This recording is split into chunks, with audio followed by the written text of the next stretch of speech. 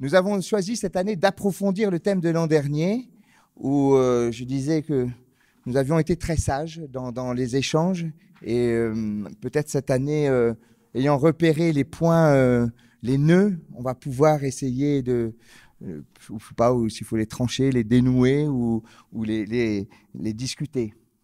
Quand en 1963, Jacques Ellul commence sa critique théologique de la morale dans son livre Le vouloir et le faire, il commence son introduction par ces mots. L'explication doit se faire à visage découvert, dit-il. J'avouerai donc que dans cette étude et cette recherche, le critère de ma pensée est la révélation biblique. Le contenu de ma pensée est la révélation biblique. Le point de départ m'est fourni par la révélation biblique. La méthode et la dialectique selon laquelle nous est faite la révélation biblique et l'objet et la recherche de la signification de la révélation biblique sur l'éthique.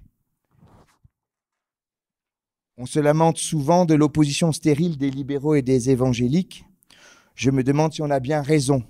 J'ai été très intéressé par le petit opuscule d'Adrien Candiard sur le fanatisme qui s'insurge contre la pseudo-sagesse et la vraie pensée molle qui consisterait à chercher la via médiane. La vertu se tiendrait au milieu, ni trop à droite, ni trop à gauche. La victoire serait donc au centre. Un chrétien modéré serait modérément chrétien.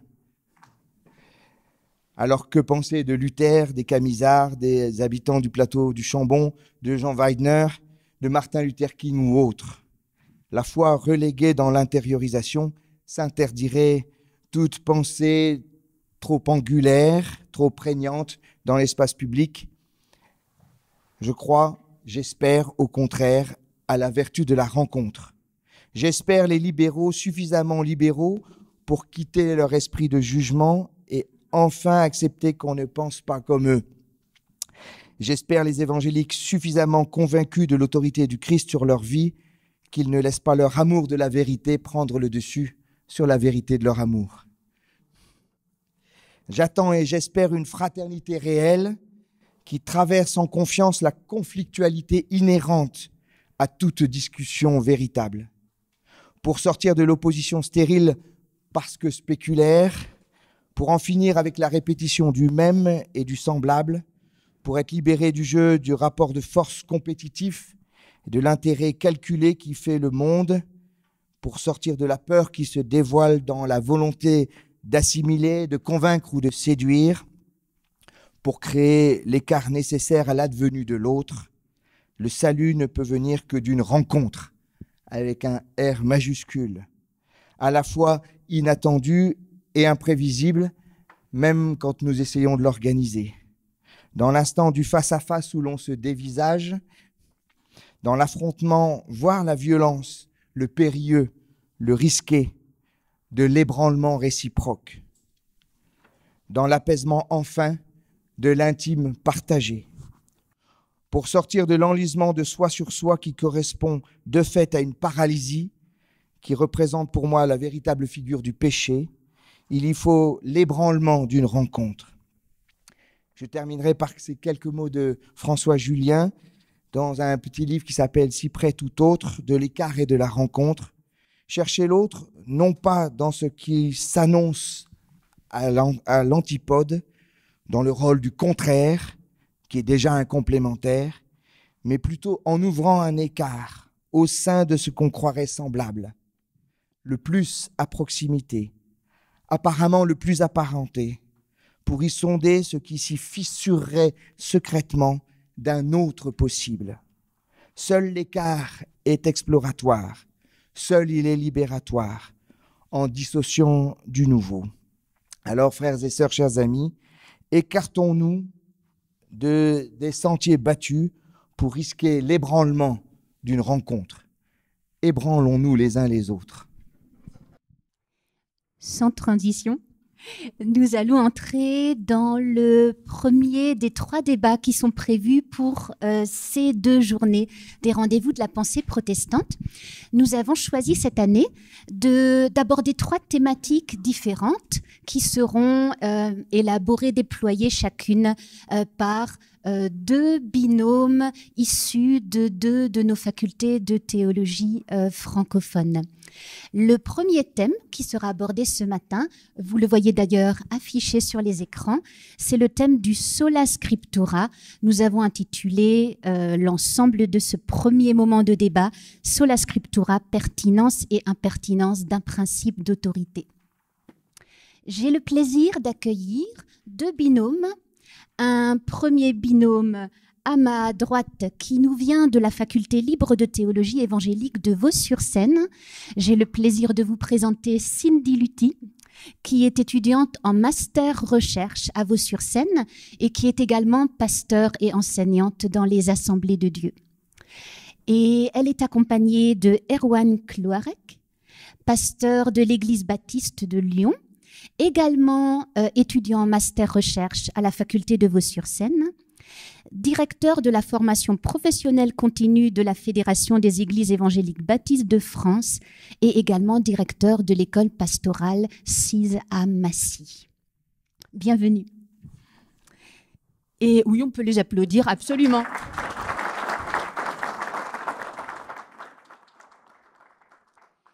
Et à ma gauche, notre binôme strasbourgeois, composé d'Annick van der Linden, ancienne étudiante de la faculté de théologie de Genève, titulaire d'un doctorat de philosophie des religions et théologie pratique des universités de Neuchâtel et de Strasbourg, et actuellement aumônier à l'hôpital civil de Strasbourg.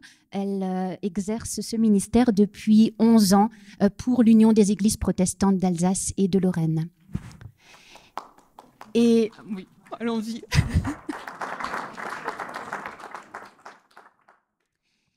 Et avec elle, André Birmelet, professeur émérite de dogmatique de la faculté de théologie protestante et spécialiste internationalement reconnu du dialogue écuménique qu'il a mené durant des décennies depuis l'Institut d'études écuméniques de la Fédération luthérienne mondiale qui se trouve à Strasbourg.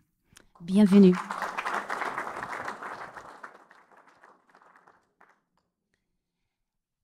Alors, nous allons entrer en matière. Je rappelle que vous avez dans les enveloppes qui vous ont été remises à votre arrivée les thèses qui vont être défendues et débattues ce matin. Elles ne seront pas relues in extenso. Chaque binôme va en donner une brève présentation. Le débat va se dérouler en 3 temps. Ce sont les représentants de la faculté de Vaud qui vont présenter leur thèse en premier, après quoi le binôme strasbourgeois réagira et il y aura un bref débat. Et puis on fera la même chose dans l'autre sens. Et dans un 3e temps, on vous donnera la parole. Alors, d'entrée de jeu, allons-y. Cindy Luty, Erwan Cloarec, je vous invite à nous présenter vos thèses pour ce matin. Merci beaucoup. Oui, bonjour à tous. C'est un grand privilège pour nous d'être ici parmi vous et nous voulons pouvoir passer ce moment devant le Seigneur avec reconnaissance de ce que nous pouvons vous partager.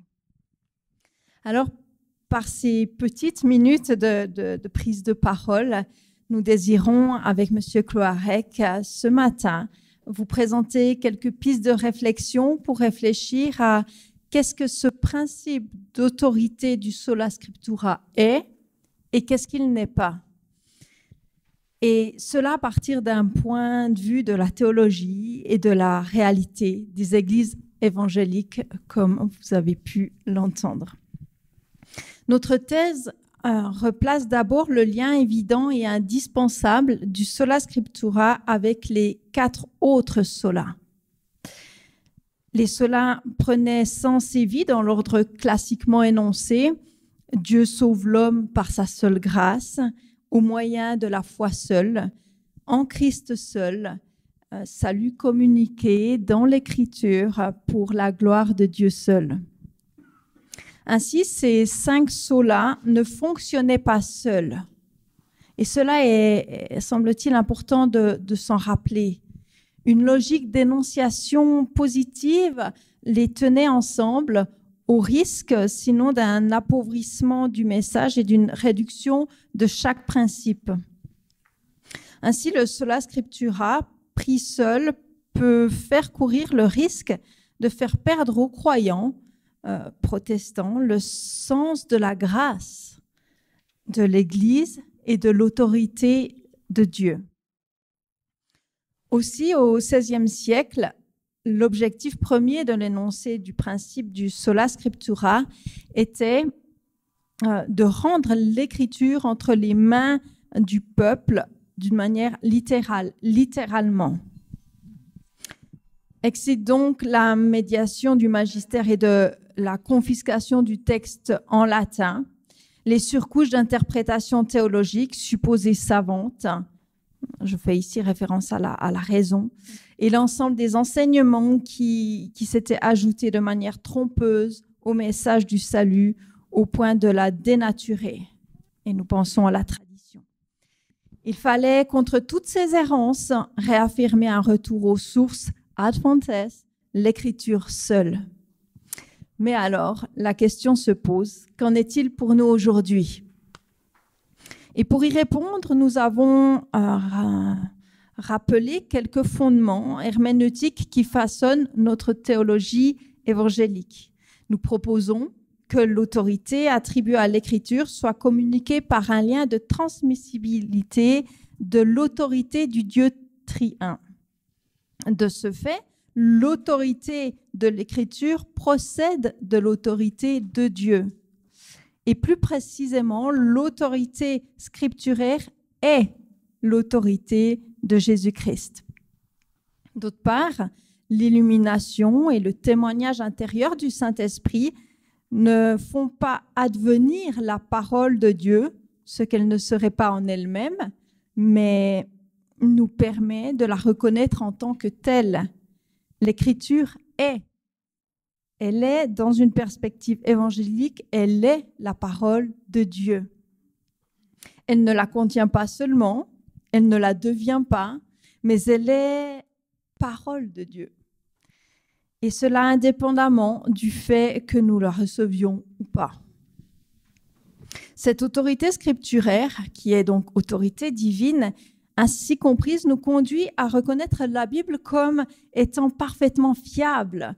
Les caractères de l'infaillibilité, de l'inhérence de l'écriture demeurent donc de rigueur, même s'il y a, et on le reconnaît, certes, des difficultés que nous peinons à pouvoir résoudre.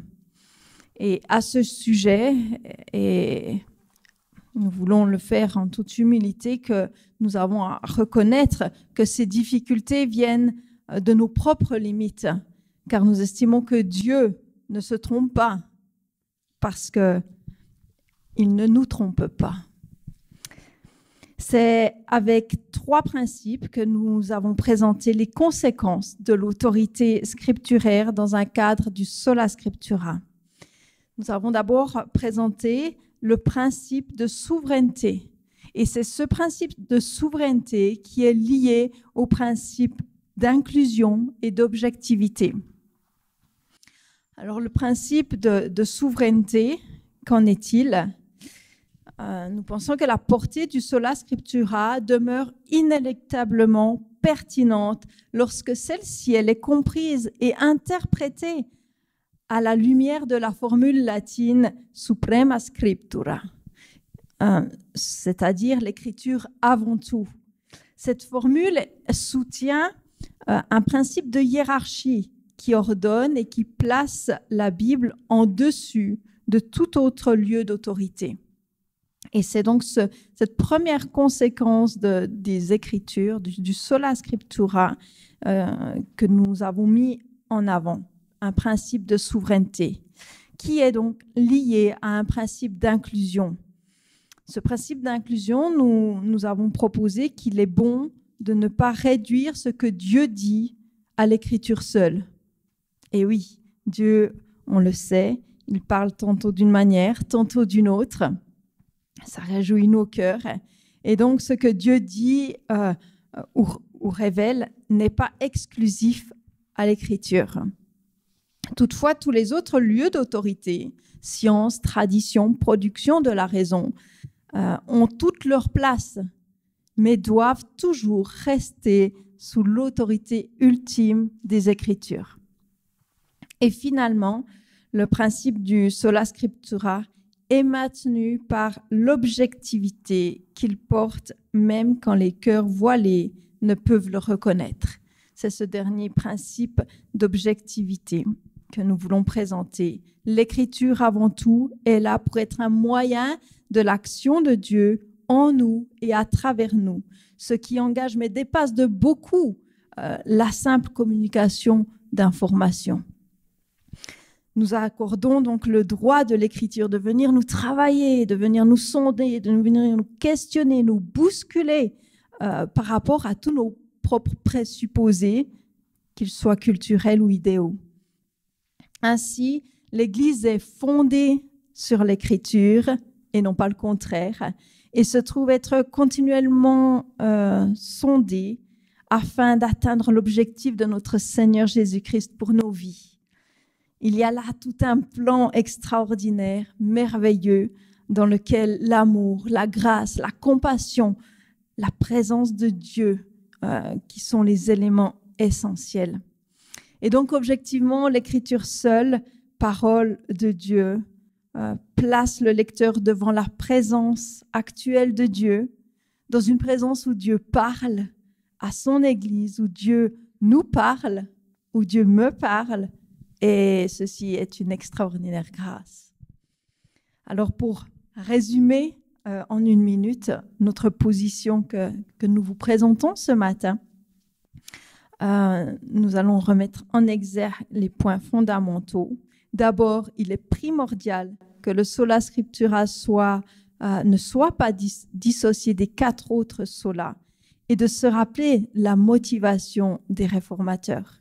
Ensuite, nous entendons le sola scriptura non comme un principe d'exclusion, mais comme un principe d'inclusion qui intègre, ordonne et donne vie à l'ensemble des lieux d'autorité que le Dieu créateur a suscités.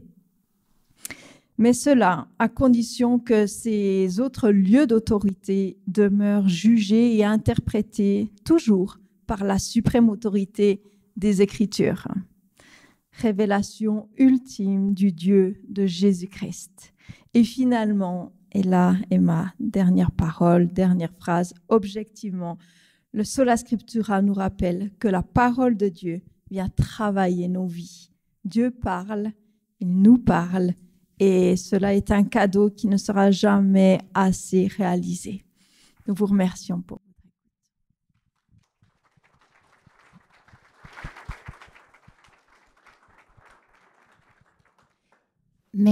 Merci beaucoup pour cette présentation tout à fait complète de vos thèses. Je laisse la parole à notre binôme strasbourgeois qui est invité à présenter une première réaction à ces thèses.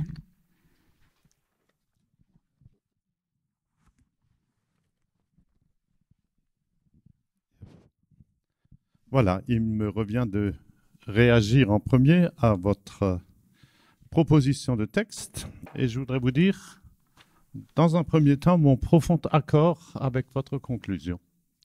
Votre principe d'objectivité, je trouve que c'est très important qu'on parte de ce consensus. Il ne faut pas diviniser l'Écriture, ce serait de la bibliolâtrie. Elle est l'instrument choisi par Dieu afin qu'à la lecture et à l'étude de sa parole se produise la rencontre avec la puissance de l'action du Saint-Esprit dans le but bienveillant de transformer nos vies. Ce principe d'objectivité nous ouvre avec assurance un lien direct avec Dieu, un dialogue où Dieu parle à son Église, un dialogue où Dieu nous parle, me parle, et cela est une extraordinaire grâce. Je signe des 4 mains. Je n'ai vraiment pas autre chose à dire. Peut-être que les chemins qui nous conduisent à cela ne sont pas les mêmes, mais je crois qu'il est très important. Moi, je ne crois pas en la Bible, je crois en Dieu, Père, Fils et Saint-Esprit. Et c'est la raison pour laquelle, ayant dit cela, je crois aussi les affirmations de la Bible. Mais il y a une distinction majeure entre croire en quelque chose, je crois en une personne, et croire quelque chose.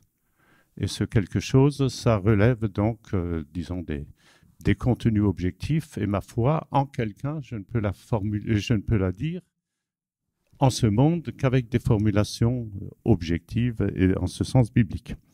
Je crois que c'est important qu'on insiste sur cette affaire de croire en Dieu, qui est un Dieu vivant et qui est un Dieu, on ne va pas maintenant prendre les qualités de Dieu, mais qui est surtout un Dieu de la sagesse. Et la sagesse signifie que je suis prêt à changer d'avis, que je suis prêt à entendre ce que les autres me disent.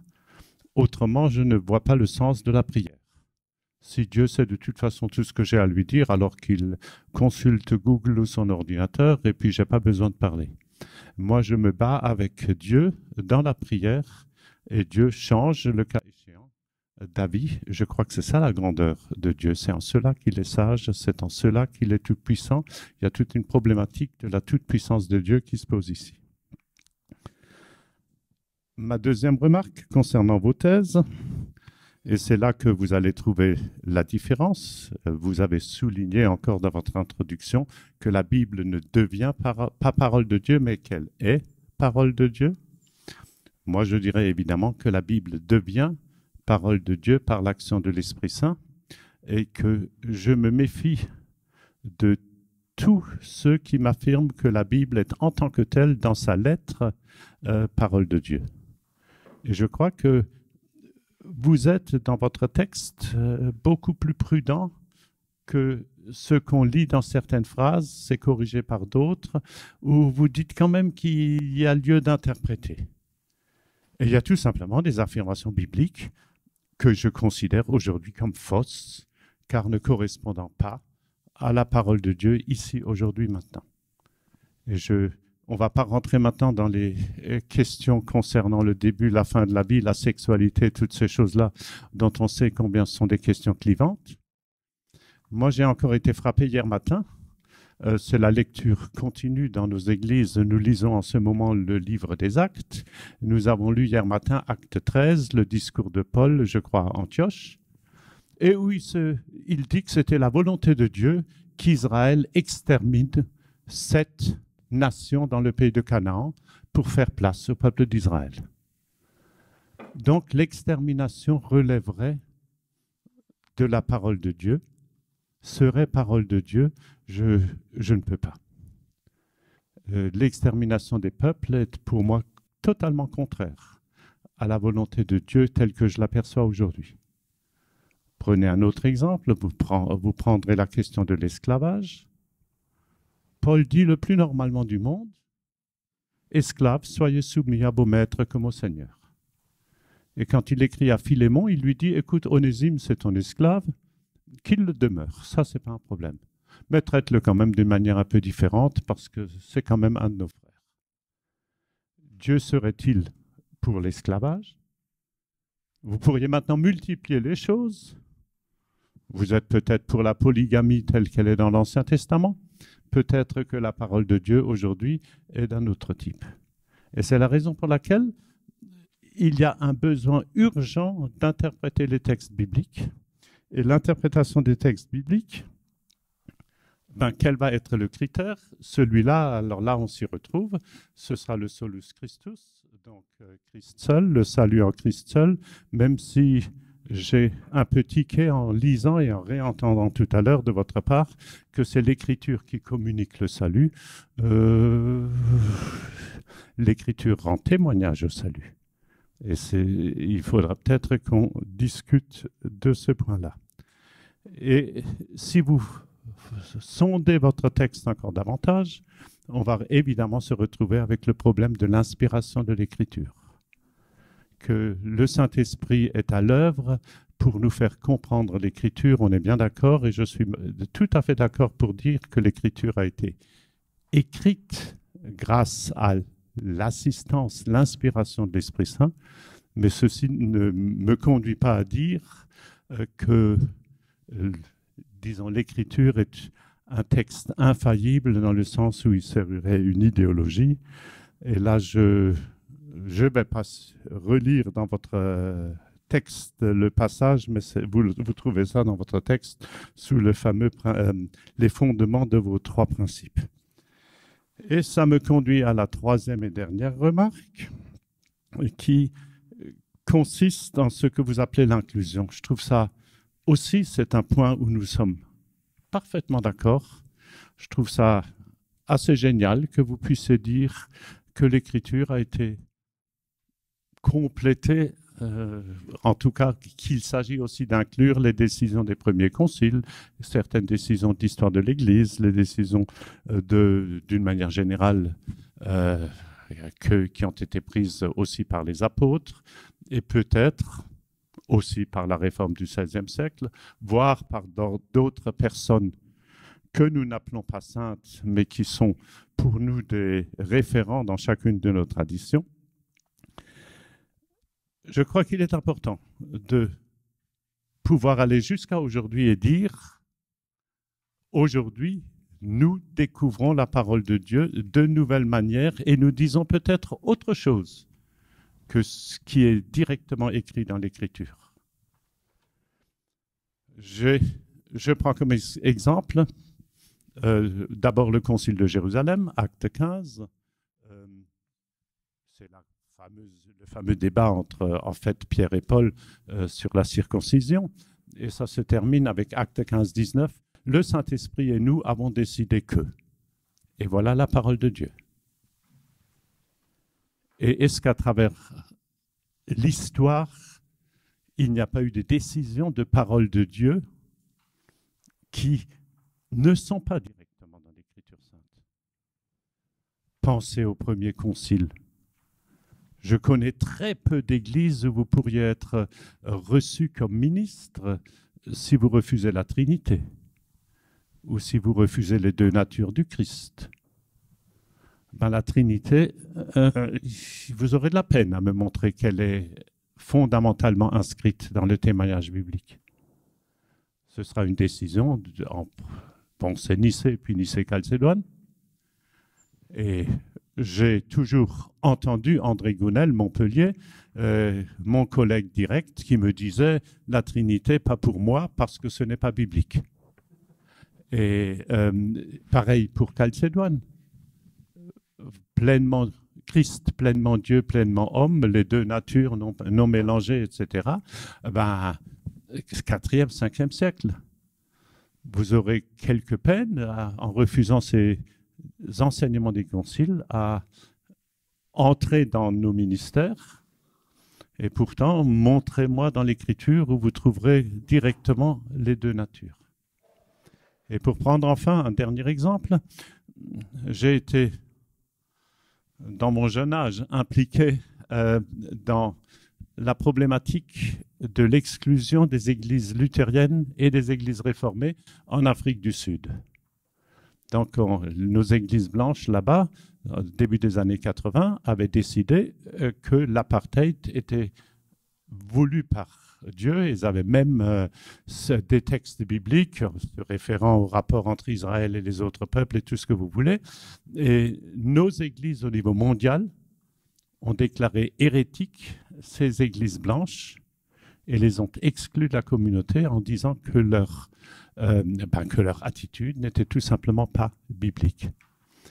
Je pense, pour ma part, que les décisions de nos assemblées à l'époque étaient des décisions conformes à la volonté de Dieu, donc exprimant la parole de Dieu à un moment donné, dans une situation précise où elle demande à être reformulée, et Dieu n'a que nous, pas nous comme individus, mais nous comme synode, nous comme église, nous comme communauté, et nous qui nous donnons du temps, quitte à réviser nos opinions dans les mois qui viennent, voire dans l'année qui vient, mais nous avons à dire la parole de Dieu, qui est la parole qu'aujourd'hui le monde attend. Merci.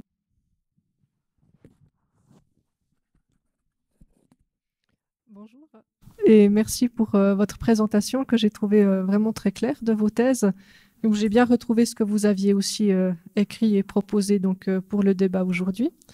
Moi, alors, je vais un peu me distancer de mon binôme. C'est très bien.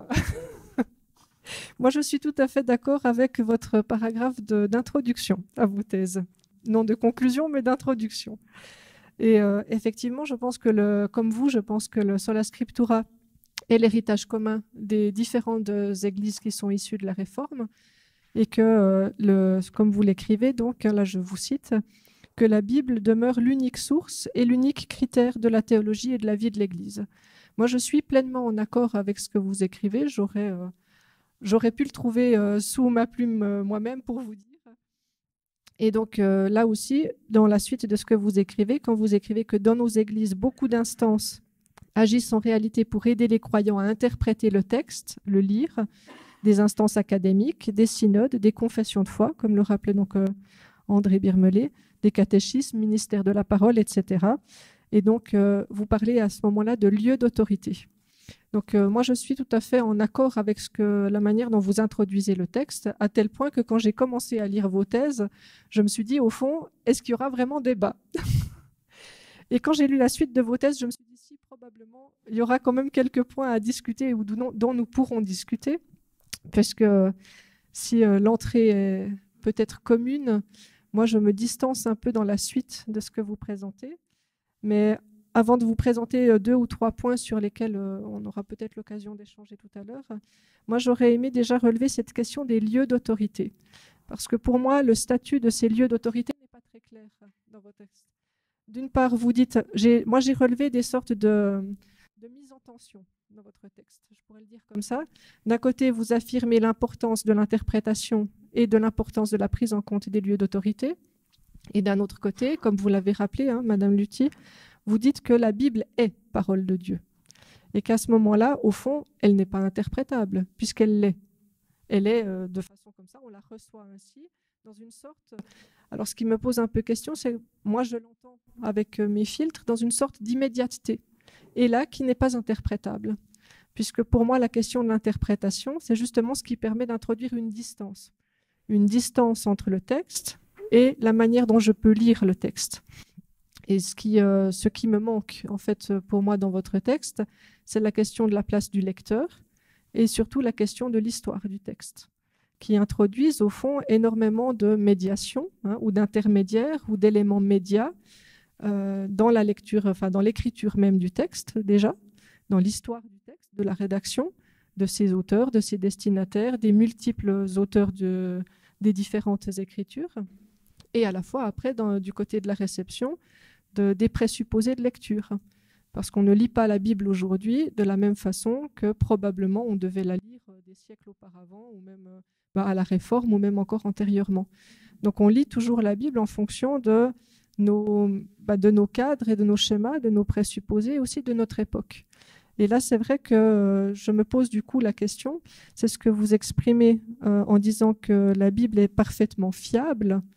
Alors, cette question de la fiabilité, ou après vous parlez d'infaillibilité, vous parlez aussi d'inhérence de l'écriture, ça, ce sont des questions qui moi, m'interrogent, parce que j'ai pas cette façon-là de comprendre la Bible, et parce que justement, moi, je pars d'un point de vue qui est un peu différent. C'est justement, je pense que ce sont les errances qui sont intéressantes, ce sont les malentendus, ce sont les quiproquos, ce sont les conflits à l'intérieur même du texte, ce sont les différentes versions.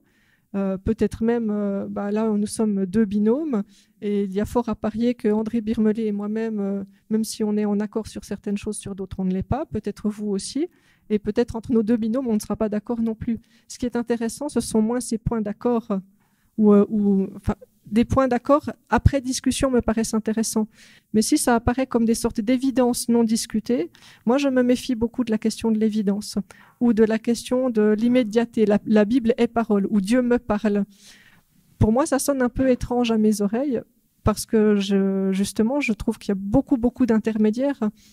Il y a beaucoup de choses qui viennent alimenter ma lecture et qui du coup ne me la rendent pas immédiate, précisément. Et pour moi, la question de savoir si la Bible est parole de Dieu, et au fond, la Bible peut devenir parole de Dieu à la lumière peut-être d'une compréhension, d'une interprétation, d'une histoire de vie. Si moi je me retourne sur mon parcours, il y a fort à parier qu'à des moments, peut-être que vous diriez Dieu m'a parlé, ben moi, il m'aura fallu beaucoup de temps pour me dire, tiens, peut-être que Dieu était présent à ce moment-là, et aujourd'hui, à la lumière de ce que je suis et de la manière dont je peux relire l'Écriture, je peux l'interpréter de cette façon. Et donc, c'est vrai qu'il y a beaucoup d'intermédiaires. Donc moi, je voulais vous poser cette question-là de la fiabilité, de l'infaillibilité, de l'inhérence. Vous posez aussi la question du statut de la lecture. Au fond, quelle est la place du lecteur de la Bible ? Quelle est la place aussi que vous réservez à l'histoire du texte, à l'écriture du texte?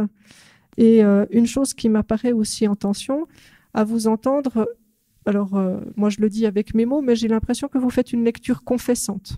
C'est-à-dire vous partez d'un présupposé, Dieu me parle dans la Bible. Vous utilisez d'ailleurs ce terme, hein, ce principe nous permet de confesser de manière confiante l'harmonie fondamentale entre les données internes de l'écriture et les informations extra-bibliques.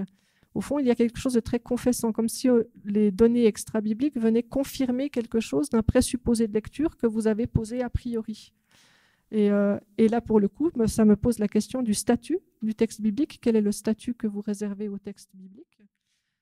Quel est le statut, au fond, de cette croyance confessante ou de cette confession? Au fond, c'est comme si vous aviez décidé que Dieu me parle, donc si j'ouvre la Bible, Dieu me parle. Moi, j'aurais envie de vous dire, pour moi, la question est plus obscure.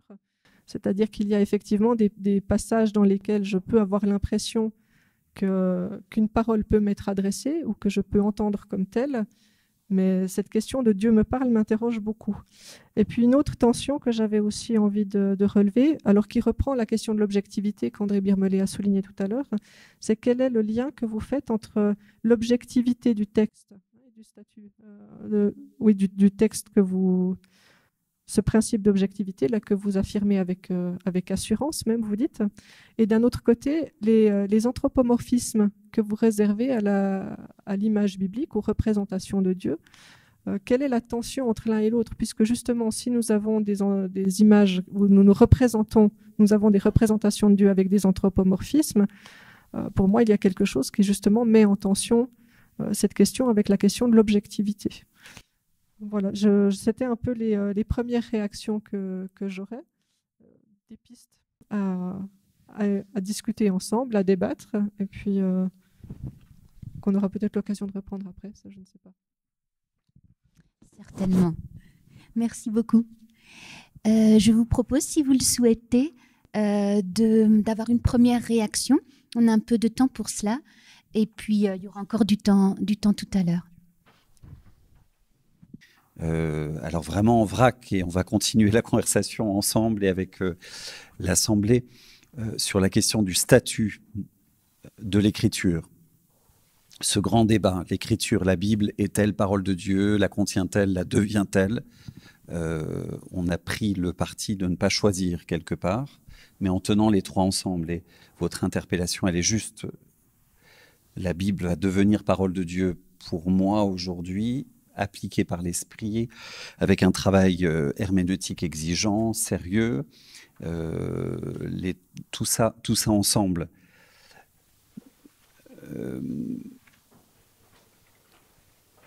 La question de l'interprétation. Alors, je ne pense pas que ça apparaisse dans notre texte. Je pense qu'une herméneutique évangélique sérieuse. Alors, je vais partir de là. Dire que les évangéliques souscrivent au fait que la Bible est parole de Dieu, c'est une ellipse en réalité et c'est insuffisant. Et je crois que nous sommes coupables de ça lorsque nous nous arrêtons là.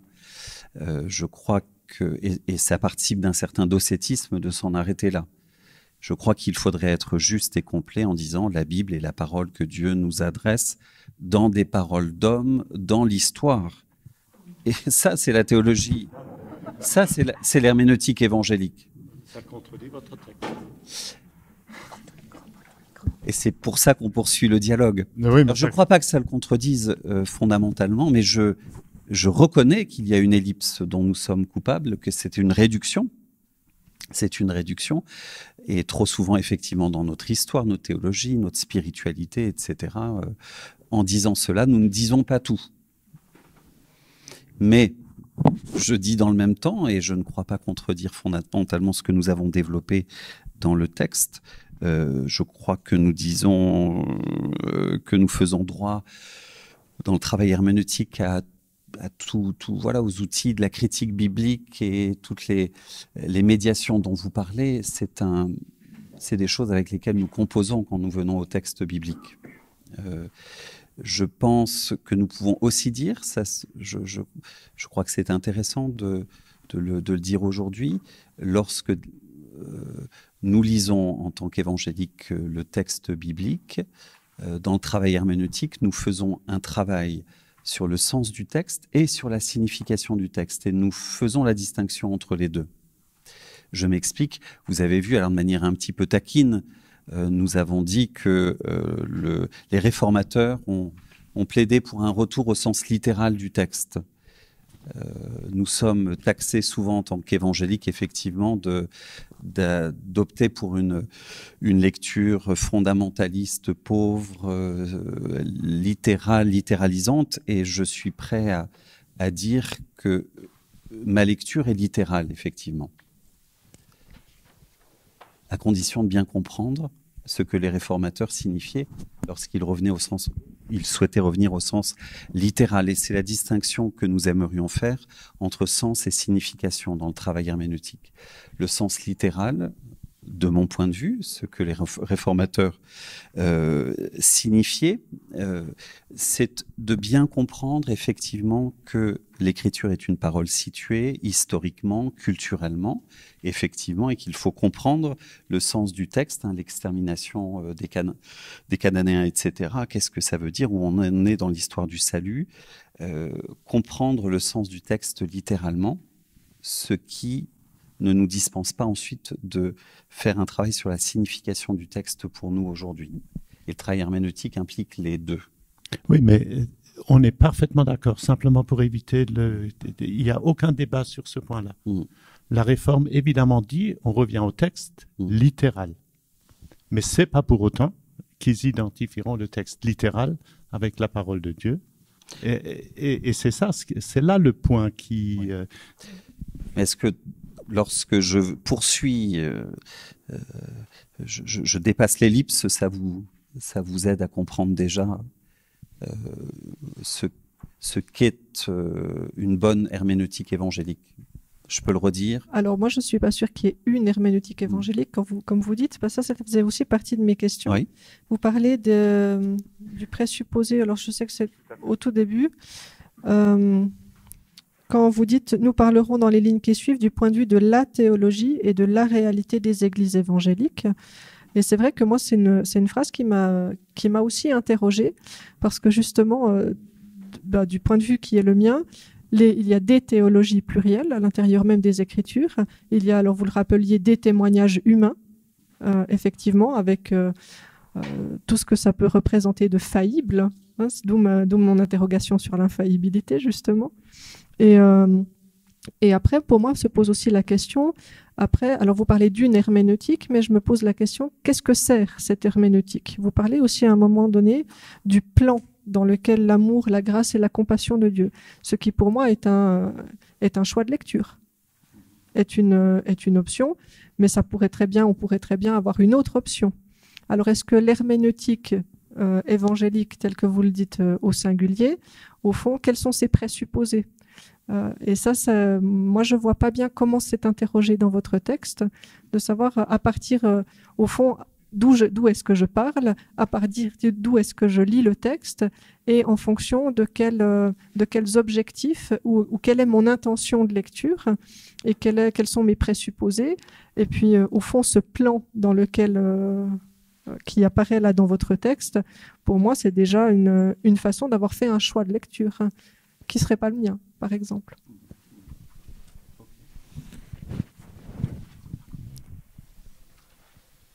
Est-ce qu'on continue On peut, oui, je trouve. Alors, si vous avez envie de nous donner les présupposés de l'herméneutique évangélique, on vous écoute.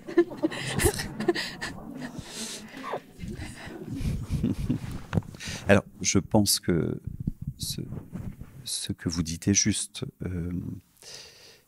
Il y a des herméneutiques évangéliques, effectivement. Là, nous vous proposons celle qui est enseignée à la faculté libre de théologie évangélique de Vaux-sur-Seine. Il y a diversité de formulations et de points de vue. Je pense qu'il y a quand même une identité commune.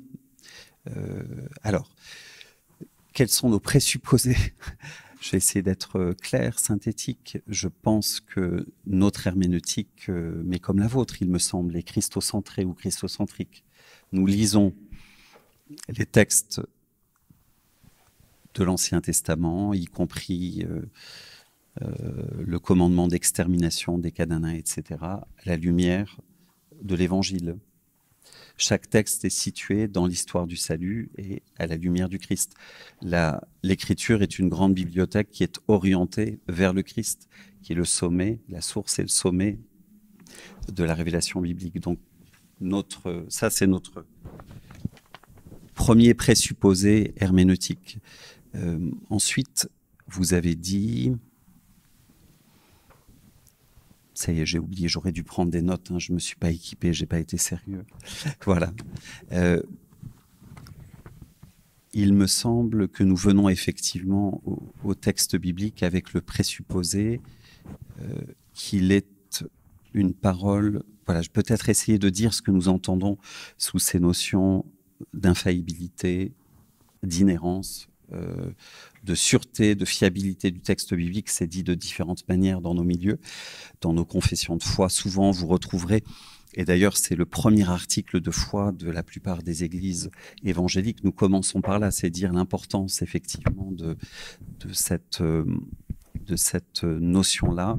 La Bible est infaillible, elle est inspirée voilà, de manière plénière par l'Esprit Saint, elle ne se trompe pas, elle ne nous trompe pas, elle dit la vérité effectivement quant au salut, mais également dans ce qu'elle rapporte ou prétend rapporter des événements de l'histoire, etc., etc. Voilà, ça c'est la façon dont on vient au texte biblique avec cette confiance-là effectivement, sous la diversité des styles, des genres littéraires, des procédés de langage, etc. Une bonne exégèse doit être essayée de comprendre, de discerner les genres littéraires. Hein. La poésie, la fiction, etc. sont proposés dans le texte biblique et il s'agit d'essayer avec une exégèse fine de déceler ce que le texte dit. Mais lorsqu'il prétend dire que tel récit s'est réellement passé, etc., en tant qu'évangélique, nous l'accueillons avec confiance, en faisant droit à la diversité des genres littéraires, etc., etc., encore une fois.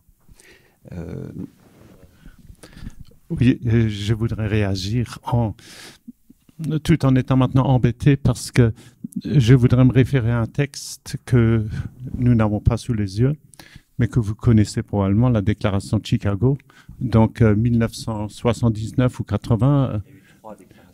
Oui, en tout cas, c'est une déclaration qui ne dit pas ce que vous dites et qui est pourtant le fondement dans le sens où on affirme d'une manière vraiment littéraliste au sens négatif du terme, pour moi, négatif du terme, la valeur de chaque lettre, etc. Donc chaque iota est inspiré, etc., etc. Et je trouve ça bien si vous prenez si vous prenez vos distances, parce que moi je me souviens d'un de mes doctorants qui venait d'ailleurs de Vaux-sur-Seine, qui a fait sa thèse chez moi et qui après voulait devenir enseignant à Vaux-sur-Seine. On lui a demandé de signer la déclaration de Chicago, il a refusé de le faire et de ce fait il a pas pu être pris comme enseignant et je crois que ce sont ces choses-là dont il faut qu'on parle. C'est quoi cette déclaration qui est bon, j'aime pas non plus le mot fondamentaliste, j'aime pas le mot littéraliste, mais c'est vraiment une lecture de la Bible comme si on lisait un code civil. Et là, vous venez de me dire autre chose. Et vous venez de me dire que vous êtes ouvert à une certaine différence, à des interprétations différentes, et quitte à dire ce que vous venez de dire à propos de l'extermination, vous diriez probablement la même chose à propos de l'esclavage. C'est à un moment de l'histoire, ça peut se comprendre, mais il faut voir ça dans le cadre plus large de l'histoire du salut, et alors ça relativise les choses. Vous accepterez... Oui, ça les situe. Vous accepterez en contrepartie qu'on dise que pour certaines problématiques sur la manière de vivre le début et la fin de la vie, ça pourrait aussi être situé de cette manière. À certains égards, oui. Alors, j'ai pris un extrait avec moi de la déclaration de Chicago. Oui. Je me souviens, quand vous étiez venu à Lyon, on avait eu un début d'échange à ce sujet. On n'avait pas poursuivi, presque musclé. Et alors, je suis ravi de pouvoir, avec... Si vous voulez bien, juste situer le contexte de cette déclaration pour notre public. Merci. Absolument. Et c'est super important et légitime comme question. Alors, les déclarations de Chicago, années 70-80, c'est... des textes qui font relativement autorité dans les milieux évangéliques d'une manière large. Tout le monde n'y souscrira pas pour la totalité de ce qui est exprimé, mais c'est pas non plus le magistère, on s'entend bien, mais c'est quand même un texte qui est connu et qui fait autorité. Donc, à l'échelle mondiale, qui a rassemblé un certain nombre de théologiens de renom. Pour la francophonie, Henri Blocher, que la plupart d'entre vous doivent connaître, il était signataire de cette déclaration de Chicago. Forcément, mais comme dans tout travail magistériel, c'est un compromis. Et il y a différentes lignes qui s'y expriment, effectivement. Et si nous faisions l'exégèse de ce texte, on discernerait effectivement les différents, quelques tensions évidemment. Alors, j'aimerais vous en lire un extrait, peut-être pour vous convaincre qu'elle n'est pas si fondamentaliste que ça, cette déclaration. Et j'y souscris quand même globalement à ces déclarations de Chicago. Je lis. Il faut traiter l'histoire comme de l'histoire, la poésie comme de la poésie, les hyperboles et les métaphores comme des hyperboles et des métaphores, les généralisations et approximations comme telles, et ainsi de suite. Il faut respecter les différences qui existent entre les conventions littéraires des temps bibliques et les nôtres, puisque, par exemple, on acceptait alors comme chose habituelle, qui ne décevait aucune attente, des récits dans un ordre non chronologique et des citations imprécises. Nous ne devons pas considérer ces choses comme des fautes quand nous les trouvons chez les écrivains bibliques, puisqu'on n'attendait pas et qu'on ne cherchait pas une précision totale dans tel ou tel ordre. Ce n'est pas une erreur si elle n'est pas atteinte. Voilà. Donc le principe d'inhérence accepte cela et fait droit à la diversité des genres. Alors on pourrait dire beaucoup de choses sur cette déclaration, mais dire au moins cela. Ce que je venais de dire juste avant, on n'est pas en contradiction avec ces déclarations-là, mais le débat mais que du coup, je peux vous reposer une question? Oui. Parce que votre lecture, enfin les lectures de cet extrait m'interrogent. Oui. Au fond, si j'entends bien, il faut cloisonner les choses. Donc une métaphore est une métaphore, ensuite la poésie est de la poésie. Mon interrogation est sur le statut du lecteur, parce que c'est pas là. On peut très bien lire. Moi, je vous dirais par exemple, je peux lire le texte biblique comme une métaphore. Or, là, la métaphore n'est pas cantonnée à un genre littéraire, mais qui, au fond, après, sert une clé herméneutique supérieure, qui est celle d'une clé herméneutique christique, et qui s'inscrit dans une logique de plan du salut. Moi, je me pose toujours beaucoup la question par rapport à cette clé herméneutique, qui est aussi un choix, au fond, qui est un choix de lecture. Alors, quel est le statut vraiment qu'on accorde à ce que vous nommez l'Ancien Testament, que moi je préfère dire le Premier Testament, parce que je trouve qu'il y a une sorte de mépris aussi par rapport aux écrits qui nous ont précédés, de ces écrits juifs, et une sorte de mépris aussi pour ce qui reste la Torah, qui reste normative pour le judaïsme, en les réduisant finalement, en les inscrivant, en les faisant entrer dans une clé herméneutique qui vise le plan du salut, qui vise quelque chose de christique. Et je me pose la question, du droit, du respect à la différence ou du respect de ces textes normatifs pour d'autres. Et ça m'interroge beaucoup. Aussi, cette sorte de cloisonnement comme ça qui permet du coup de servir un principe supérieur. On peut réserver la réponse pour tout à l'heure si vous le souhaitez. Oui. Et il y a beaucoup d'autres questions, oui. notamment qu'André Birmelet a soulevé. Oui, et de toute façon, la remarque d'Annick va dans le sens des thèses du binôme strasbourgeois. Donc, autant qu'on les présente maintenant et puis qu'ensuite on revienne au dialogue. Alors, le binôme strasbourgeois va rester un binôme. C'est-à-dire que moi, je vais vous présenter un peu sommairement, un peu librement aussi, quelques-unes des thèses de la première partie des réflexions de théologie pratique que vous trouverez écrites. Et puis, je passerai la parole à mon binôme pour nous présenter quelques pistes de réflexion et puis quelques pistes d'ouverture pour le débat. Moi, j'aimerais tout d'abord rappeler, comme vous l'avez d'ailleurs très bien rappelé vous-même, qu'au XVIe siècle, le sola scriptura est une provocation. Et moi, j'avais bien envie de rappeler cette notion de provocation qui entend donc disqualifier toute forme d'autorité magistérielle et qui s'inscrivent au fond, qui s'inscrirait comme une sorte de médiateur nécessaire à la connaissance de Dieu et même dans sa relation à lui. Alors je me suis posé la question, est-ce que le sola scriptura aujourd'hui revêt encore une telle provocation? Est-ce qu'on entend cette provocation de la même manière? Et dans quel sens entendre le sola? Est-ce que c'est dans un sens exclusif? Donc vous avez défendu plutôt l'inverse, c'est-à-dire de l'entendre de manière inclusive. Ma question va être de savoir si on peut entendre ce sola, si c'est un ou bien, est-ce que c'est exclusif ou inclusif, ou est-ce qu'il n'y a pas une troisième voie? Vous l'entendez déjà dans mon propos, moi j'esquisserais plutôt quelque chose de l'ordre d'une troisième voie, qui soit un peu différent. J'avais aussi envie de rappeler que le sola scriptura, j'aimerais bien le resituer aussi au XVIe siècle avec la découverte de l'imprimerie, ce que vous trouverez pas dans mes thèses, mais et aussi qui a aussi correspondu à une certaine alphabétisation de l'Europe. Vous vous rappelez que donner la Bible, c'était de pouvoir mettre la Bible entre les mains de tout le monde et entre les mains du peuple. Et que cette alphabétisation de l'Europe, c'est en son sens propre, c'est-à-dire qu'il faut apprendre à lire. Et moi, j'avais bien envie de relever cet apprentissage-là, parce que je pense qu'aujourd'hui, il faut aussi qu'on continue à apprendre à lire le texte biblique. Et donc, ce que vous avez nommé dans les lieux d'autorité, moi, je dirais que ce sont effectivement des instances, que ce soit les études de théologie, les commentaires, les prédications, les rencontres. J'avais aussi envie de nommer les rencontres interpersonnelles qui nous apprennent collectivement aussi et individuellement à lire la Bible. Et lire la Bible, qu'est-ce que c'est? C'est au fond, qu'est-ce qu'il faut y entendre? Alors vous dites, c'est la parole de Dieu. Alors moi, je vous dirais la même chose, mais de façon avec un chemin un peu détourné. Ce qui me paraît, dans mes thèses, ce qui m'a paru vraiment tout à fait important à souligner, c'est qu'il y a une distance historique et culturelle qui nous sépare des textes bibliques. Les textes bibliques ont une histoire, sont inscrits dans des histoires particulières, sont aussi des témoignages humains qui ont été recomposés par la suite.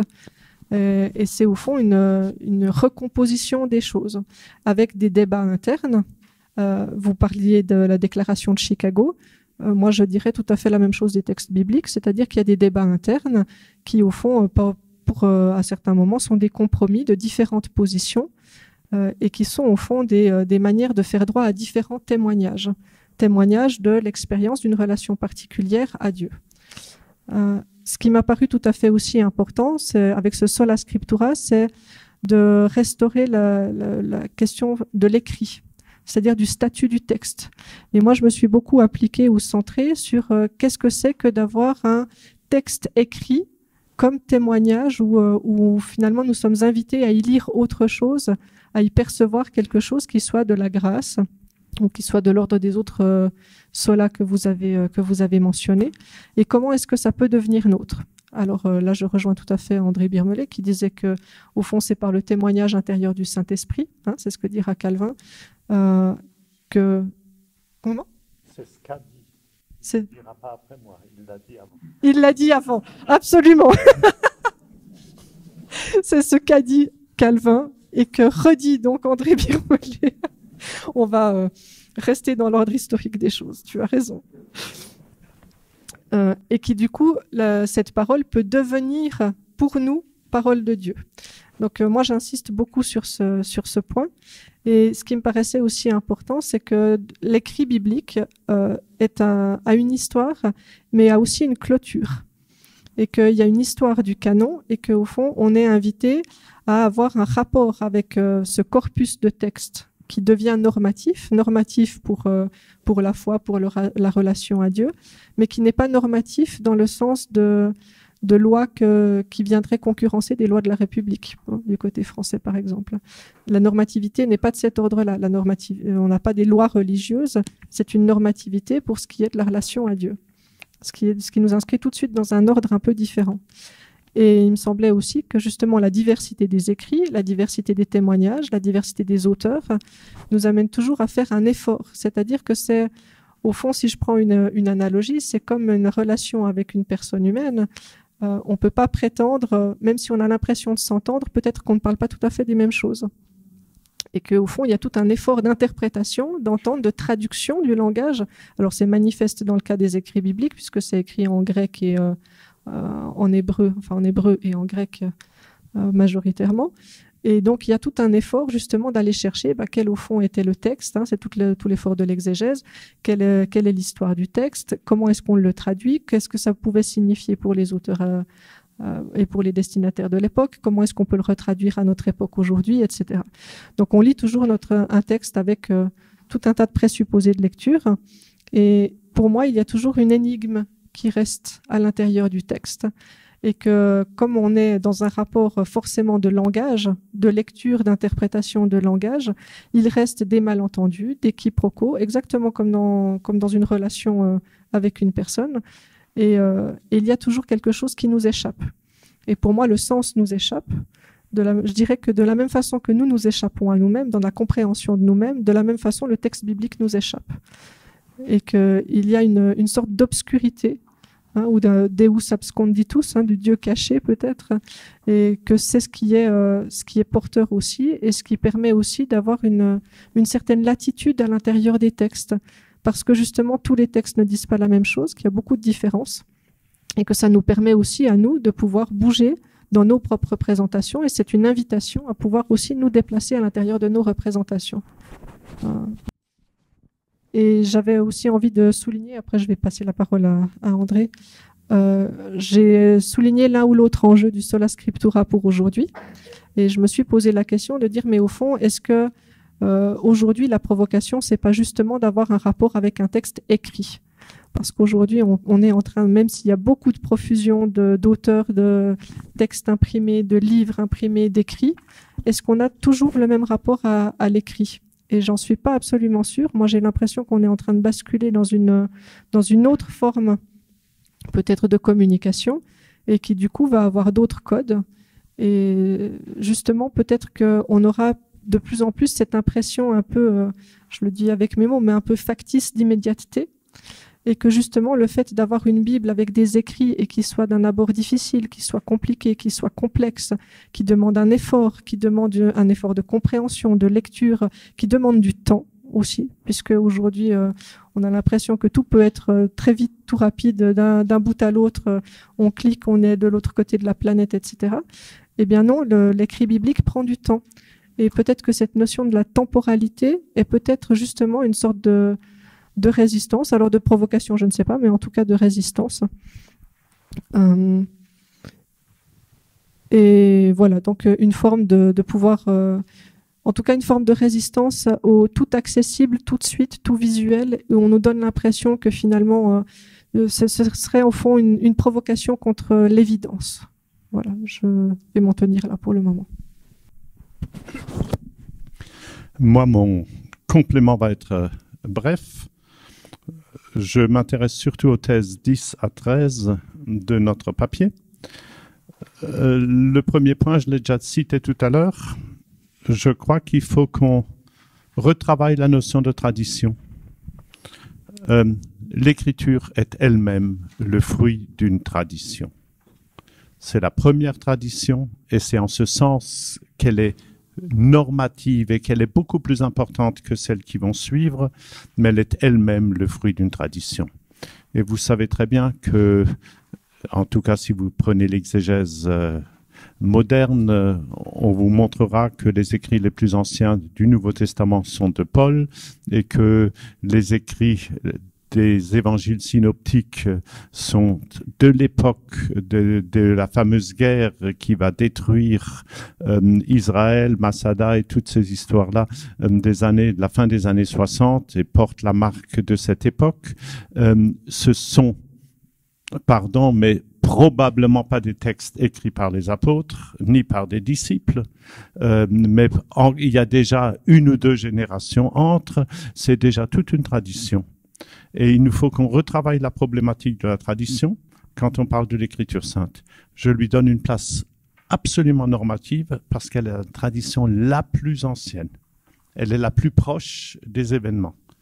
Et pour ma part, personnellement, je donne même une place beaucoup plus importante à Paul qu'aux évangiles, vu que Paul semble être encore une fois 15 ans, et l'écrit aux Thessaloniciens est probablement des années 51-52, donc ça fait encore une fois une petite vingtaine d'années avant les évangiles, même s'il y a un proto-Marc et tout ce que vous voulez. Donc, c'est très proche de l'événement, mais c'est déjà la tradition de l'Église ancienne. La fixation du canon est un événement de la tradition. Et même si ça déplaît aux protestants, c'est un choix fait par le Saint-Esprit et l'Église. C'est l'Église ancienne qui a retenu certains textes, qui en a rejeté d'autres. Et il y en a toute une série qu'elle a rejetées et je lui suis profondément reconnaissant qu'elle les ait rejetés. Il y a de terribles évangiles apocryphes. Bon. Et ainsi, l'interprétation de l'Écriture, l'essai de découvrir la parole de Dieu a toujours été aussi une affaire de l'Église. Et ne réagissons pas trop vite en condamnant d'un revers de main toute tradition. J'ai cité tout à l'heure les conciles. On pourrait maintenant aller beaucoup plus loin. Qu'est-ce que vous voulez, un bon réformé ou un bon luthérien, ou etc. On se référera évidemment à Saint Calvin et à Saint Luther, qui ont, eux, dit une fois pour toutes ce qui est définitivement vrai. Et lorsque vous voulez, dans un synode, gagner la partie, il suffit que vous citiez bien un des réformateurs au bon moment pour que vous emportiez le morceau. Ça, on le sait. Mais attendez voir. Nous sommes ô combien aussi redevable de la tradition, et n'allons pas trop vite en disant que les catholiques au Moyen-Âge, c'était l'horreur. Premièrement, c'était aussi mon église. Je faisais partie de cette église. Elle avait les problèmes de la fin du Moyen-Âge. Et puis, ce sera la Réforme, c'est l'époque de la Renaissance, c'est l'explosion des sciences humaines, l'explosion des découvertes, tout ce que vous voulez. On a été gâtés par ce moment particulier de l'histoire. Et je me garderai bien maintenant d'être méchant avec toute l'histoire antérieure. Ça, c'est le premier point. Le deuxième point, l'écriture est-elle suffisante? Ça, c'est une de mes expériences marquantes, aussi dans les cours, même cette année en téléenseignement. Quand vous avez, je fais beaucoup de cours à distance, et quand vous faites quelque chose, quand vous dites quelque chose, il y a certainement quelqu'un dans la salle qui vous dira, oh, je ne sais pas, Ésaïe 75, verset 46, dit le contraire de ce que vous êtes en train de dire. Bon, heureusement qu'il n'y a ni 75 ni 46, mais peu importe. Mais attendez voir, on me jette à la figure des idéologies. Et ma foi chrétienne n'est pas une idéologie. Et il faut qu'on se mette d'accord sur un principe d'interprétation. Et je suis ravi que la Bible elle-même contienne des interprétations qui sont d'ailleurs en partie surprenantes. Moi, j'ai appris en tant qu'étudiant, ça m'a renversé, que l'interprétation que Jésus fait d'Ésaïe 40 n'est peut-être pas bonne. Vous savez, Ésaïe 40, c'est une voix crie dans le désert, préparez le chemin du Seigneur. Et Jésus reprend ça avec Jean-Baptiste. Et nous, on nous a alors expliqué, attendez voir, il y a la question de savoir où vous mettez le double point. Comme en hébreu, il n'y a pas nécessairement de double point et de virgule, ça vous le savez. Probablement, à Babylone, la chose est la suivante, une voix crie, double point, dans ce désert, préparez le chemin du Seigneur. Parce que c'est par là-bas, Jérusalem, et on est en train de repartir, on quitte la captivité. Et Jésus met le double point à un autre endroit. Une voix crie dans le désert, double point, et vous avez Jean-Baptiste au bord du Jourdain. Alors laquelle est la bonne, l'interprétation? Alors moi, je trouve ça passionnant d'avoir les deux. Troisième chose, c'est écriture et parole de Dieu. On en a parlé tout à l'heure. J'ai trouvé qu'on avait un premier rapprochement intéressant lorsque vous proposez malgré tout une lecture non littéraliste, mais une lecture christocentrique. Et du moment qu'on peut s'accorder là-dessus, je crois qu'on est proche du sola scriptura de la Réforme, parce que le sola scriptura de la Réforme n'a jamais été la lettre. Et c'est toujours dans tous les écrits de la Réforme, bon là je citerai avant tout Luther, c'est quand vous avez un texte devant vous, jetez-le contre le rocher Christ et vous découvrez la parole de Dieu. Ça c'est une citation, je l'ai utilisée l'année dernière, je ne vais pas, donc si vous voulez, il y en a beaucoup plus. J'emporte la partie, j'en sais rien. Et puis, le au-delà du sola scriptura, c'est la dernière thèse. Ça, c'est ce que j'ai dit tout à l'heure en introduction. Je trouve qu'avec cette ouverture, que le sola scriptura, que l'écriture n'est qu'une des données pour ouvrir à une relation vivante à Dieu, ça me semble évidemment la chose décisive. Et je me permets de conclure. Je le dis et je le redis parce que c'est ce qui m'a le plus marqué dans ma formation de jeune théologien, c'est la fameuse phrase d'Ernst Käsemann, professeur à Tübingen, qui a été pour moi la révélation dans ma compréhension de l'écriture lorsqu'il dit « Deux amoureux qui échangent des billets doux ». C'est la fin. Prenez le dernier paragraphe de notre texte. Ils échangent des billets doux, ils n'ont pas Internet et tous ces trucs-là, ils ne se promènent pas avec un cerveau externalisé et tout ça. Ce sont donc ils n'ont pas d'autre moyen que l'écrit, que l'échange de lettres. Ce n'est que par cet échange de lettres que l'amour entre eux peut se communiquer et peut être vécu. Et pourtant, cet échange de courrier qui a tous les problèmes d'un courrier, le cas échéant des fautes d'orthographe, voire des inexactitudes, ça n'a aucune importance. Ça vous renvoie à la donnée dernière qui est l'amour liant ces deux personnes, que vous ne pouvez jamais enfermer dans un texte ou dans des versets bibliques. Merci beaucoup pour cette présentation de vos thèses. Et la parole est à Cindy Luthier et Erwan Cloarec pour une réponse.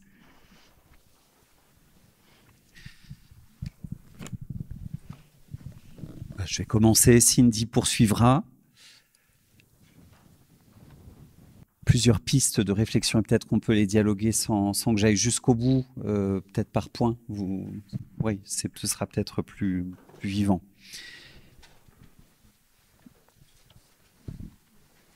Sur le début de rapprochement et le fait que notre herméneutique commune est christocentrique, oui et amen. Et oui, je l'atteste. C'est ce qu'on a essayé de dire aussi, et vous le soulignez, Monsieur Birmelet.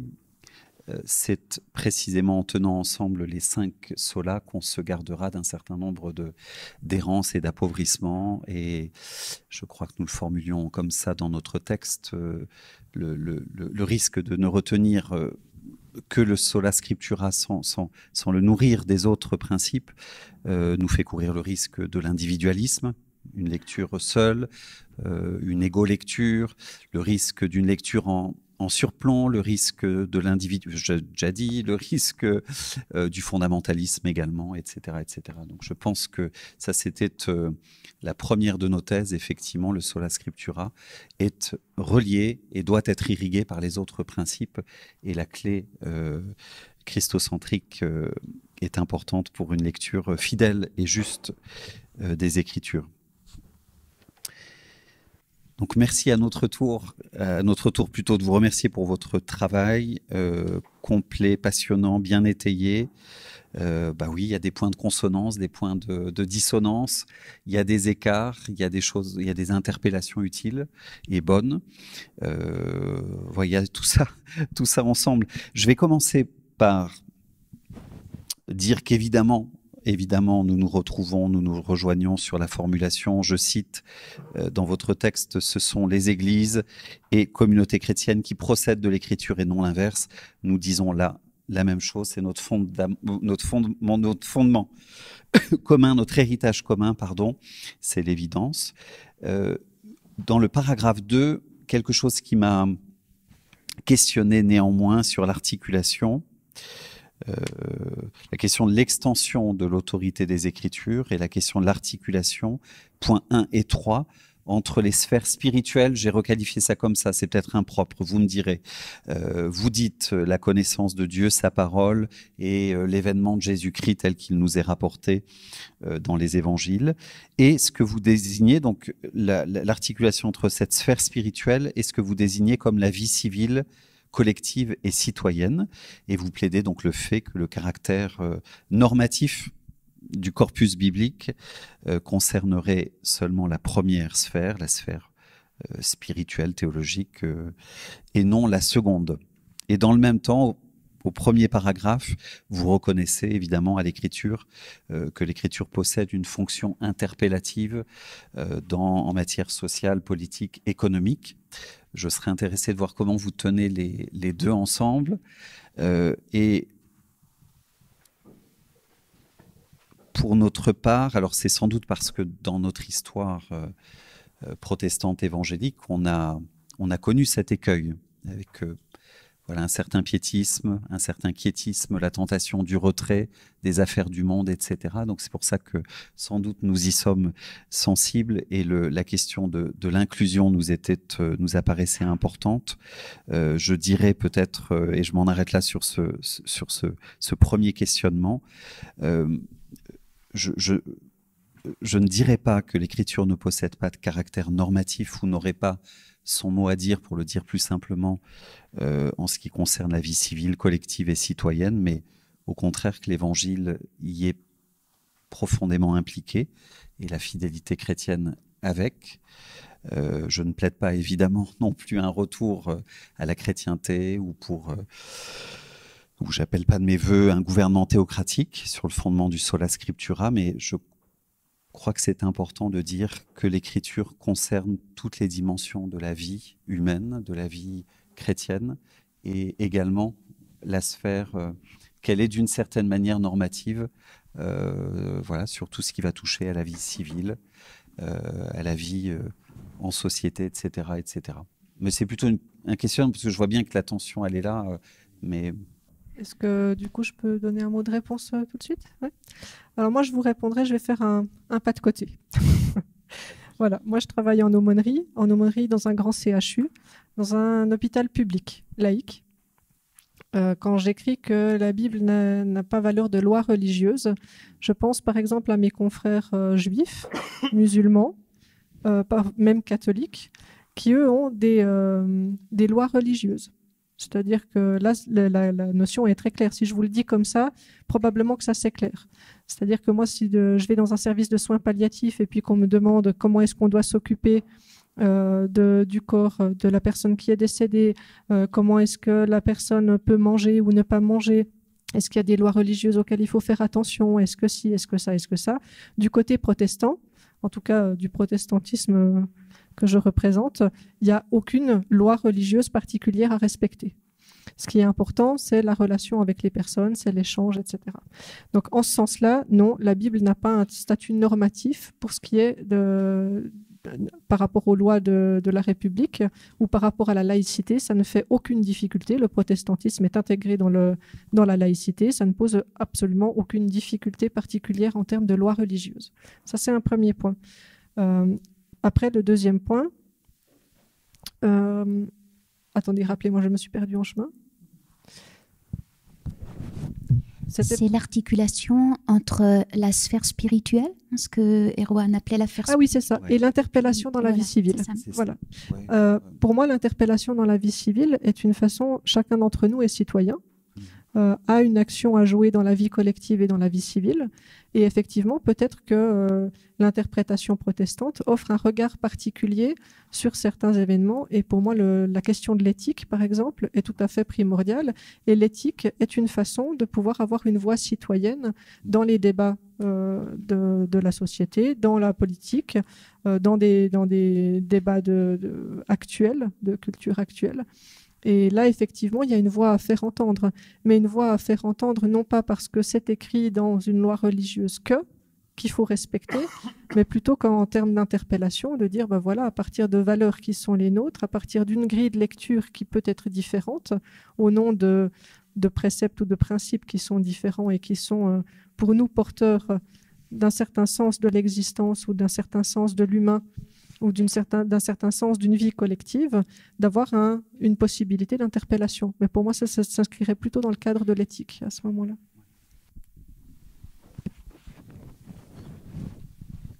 Oui, je pense que c'est autour de la notion de norme. Qu'est-ce que l'on entend par là? Et j'aurais tendance à plaider que l'Évangile est ma norme, effectivement. Bon, mais j'entends. Et au niveau de la compréhension de la laïcité, nous sommes sur la même longueur d'onde. Absolument. Et je vous l'ai dit, je situais mon propos, je parle sans doute du fait, en lien avec notre histoire évangélique, qui a été parfois dualiste, spiritualiste, etc. Donc, c'est vous dire aussi notre souci d'être dans la cité en tant que, à partir de l'évangile. Deuxième point, troisième même. J'ai apprécié, on a commencé déjà à en parler, j'ai apprécié dans votre développement l'accent que vous portez sur la dimension d'humanité de l'écriture, évidemment. J'ai dit que ça faisait partie de notre ellipse, effectivement, donc vous l'avez complété utilement, la nécessité, voilà, le fait que les récits, les textes sont situés, marqués culturellement, et le fait, et le travail, la nécessité impliquée d'un travail herméneutique exigeant, d'interprétation, vous l'avez développé dans les longueurs. J'ai parlé de notre côté évangélique du risque de docétisme déjà, et notre tendance à mettre trop l'accent effectivement sur la dimension divine de l'écriture. Voilà, et dans le même temps, j'ai perçu dans votre thèse, à partir de ma théologie évidemment, possiblement le risque inverse, voilà, est-ce qu'en accentuant, et les mots sont forts, le phénomène de la distance culturelle jusqu'au sentiment d'étrangeté que le texte et qui est le signe d'une altérité et le signe de la transcendance du texte et de Dieu, et vous avez parlé du Dieu caché, voilà, est-ce qu'il n'y a pas un risque d'excès là, et voilà, et de cette distance, une incommunication, et qu'est-ce que l'on retient de ces textes si finalement ils sont indéchiffrables, etc. Donc vous avez mis l'accent très fortement là-dessus, j'entends l'interpellation, et il est vrai aussi en tant qu'évangélique que parfois on a repris au réformé cette notion de clarté des Écritures. Hein, c'est quelque chose que l'on dit souvent, et on le dit à l'excès, les Écritures ne sont pas si claires que ça. Il faut peiner, vous l'avez dit aussi, pour déchiffrer, comprendre, mesurer l'écart, comprendre la situation historique, culturelle, les langues bibliques, etc. Ça, c'est votre propos, il est juste et bon, mais pour moi, ça m'a donné le sentiment d'un texte finalement qu'est-ce que je peux entendre? La distance est telle, Dieu est-il à ce point caché, etc. Je force le trait, mais c'est la façon dont ça m'a touché au fond, et juste sur ce point finir en disant que je résiste, qu'il y a peut-être là un présupposé culturel, un phénomène culturel très fort, et je plaide pour ma part plutôt pour le fait, je résiste à l'idée que les cultures emportent tout, et je vois davantage les constances liées à la condition humaine. Je crois que le monde biblique est le monde de Dieu, et je suis dans le monde de Dieu encore aujourd'hui, et que l'Évangile a retenti dans ce même monde. Donc voilà, plutôt que l'étrangeté, la distance, l'altérité, je vois l'unité de la condition humaine. Voilà, sur le spectre, c'est comme ça qu'on dit. j'irai pas aussi loin sur le. Bon, vous m'avez compris. Vous dites que vous forcez le trait. Ouais. Moi, je peux vous rassurer. Pour moi, vous le forcez pas du tout. Ouais. Voilà, très bien. Mais pas du tout. Probablement que ma résistance est un peu celle-ci aussi, c'est que je suis dans un domaine où l'écoute est prépondérante. Oui. Et ce qui m'occupe et me préoccupe beaucoup, et aussi dans la lecture des textes bibliques, c'est la notion de plein et de creux. J'en discutais hier avec Madeleine. Et effectivement, dès le moment où il y a une représentation en plein, alors peut-être que c'est du coup moi qui vais forcer le trait pour vous, mais parfois, moi, j'ai l'impression justement que dans ce que vous présentez ou dans les thèses que vous avez présentées, vous présentez une représentation de Dieu en plein. C'est-à-dire, il est là, et puis avec une clé de lecture christique, ça a été rappelé, mais c'est une représentation en plein. Et moi, je suis beaucoup plus sensible à une représentation en creux. Ça ne veut pas dire qu'elle est absente, mais ça veut dire qu'elle est cachée. Et pour moi, le creux est quelque chose de tout à fait intéressant. C'est-à-dire que si vous avez envie d'avoir de l'eau dans votre main, vous faites un creux avec votre main pour pouvoir recueillir l'eau, pour pouvoir avoir une ressource aussi vitale que celle de l'eau.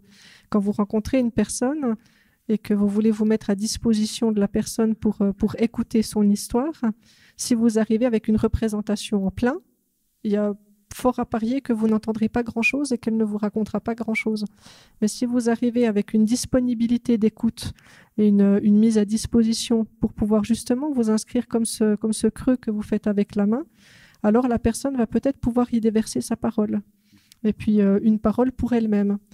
Et ce présupposé-là, qui est un présupposé de lecture, je le reconnais, au fond, pour moi, par rapport au texte biblique, il s'agit un peu de la même chose.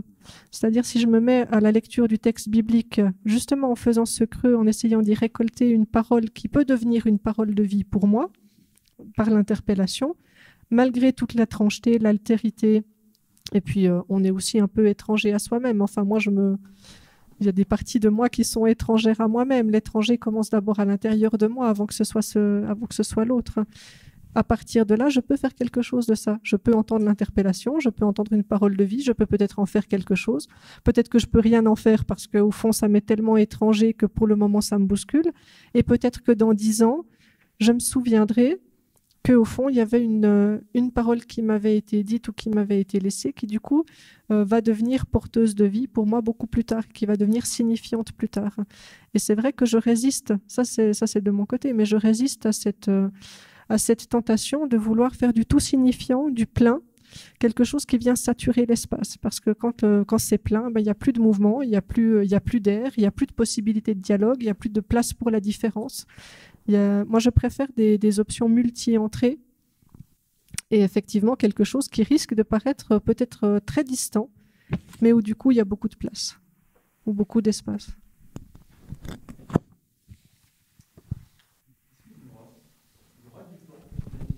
Il y aura du temps, absolument. Je prévoyais qu'on... Absolument. Alors, on a démarré vers 8h45. Alors, je regarde le boss. On peut débattre jusqu'à 9h, jusqu'à 10h45, Gabriel? Le culte était à 11h? Ah, d'accord. Oula. Ah oui, moi, je croyais que le culte était à 11h. Pardon. Oui. Entendu. Alors oui, il était prévu qu'on ait du temps. Du coup, on va laisser... encore une fois la parole à Cindy, à Erwan pour conclure, et puis on donnera la parole à la salle. Pardonnez-moi. Oui, merci. Alors très brièvement, parce que je signe et je suis absolument en accord avec les propos d'Erwan.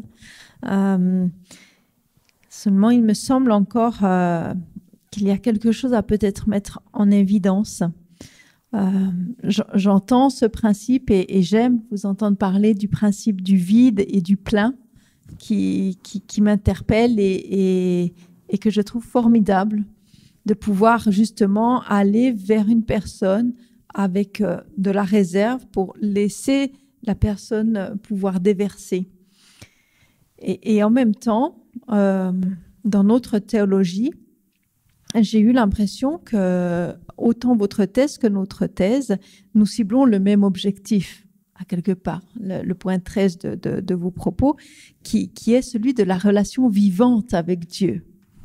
Et là, je signe Amen, un oui et Amen, mais Mais la question qui se soulève et que nous l'avons déjà un peu effleuré au début de notre débat, c'est le cheminement. Et ce cheminement est avec tout ce que nous avons dit théologiquement, eh bien, j'ai l'impression qu'il est vraiment très différent. Et comment est-ce qu'on y parvient et avec nos présupposés, avec nos cheminements respectifs et clairement opposés pour le coup, et comment est-ce qu'il nous emmène dans la proximité de Dieu et jusqu'où il nous emmène dans la proximité avec Dieu, avec tout notre bagage théologique respectif. Et c'est là où moi je me questionne.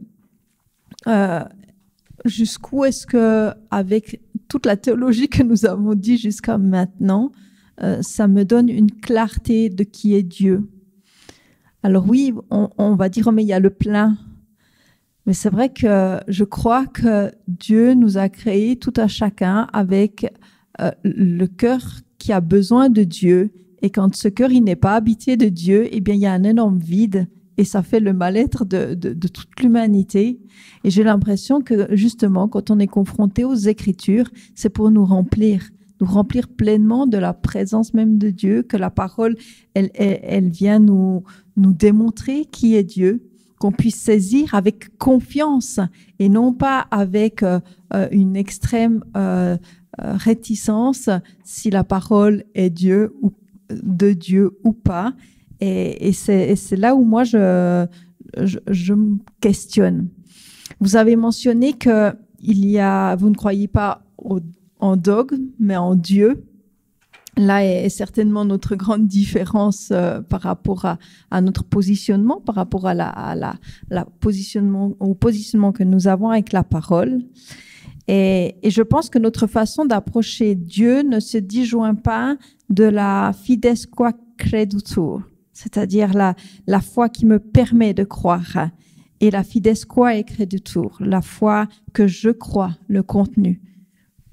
Pour nous, en tant qu'évangéliques, ces deux choses ne peuvent pas être séparées. Ça fait partie d'un ensemble pour vivre cette relation précieuse avec Dieu et avoir le cœur plein pour peut-être justement le déverser plus loin, pour l'emmener plus loin et apporter l'amour au loin et de qui est Dieu.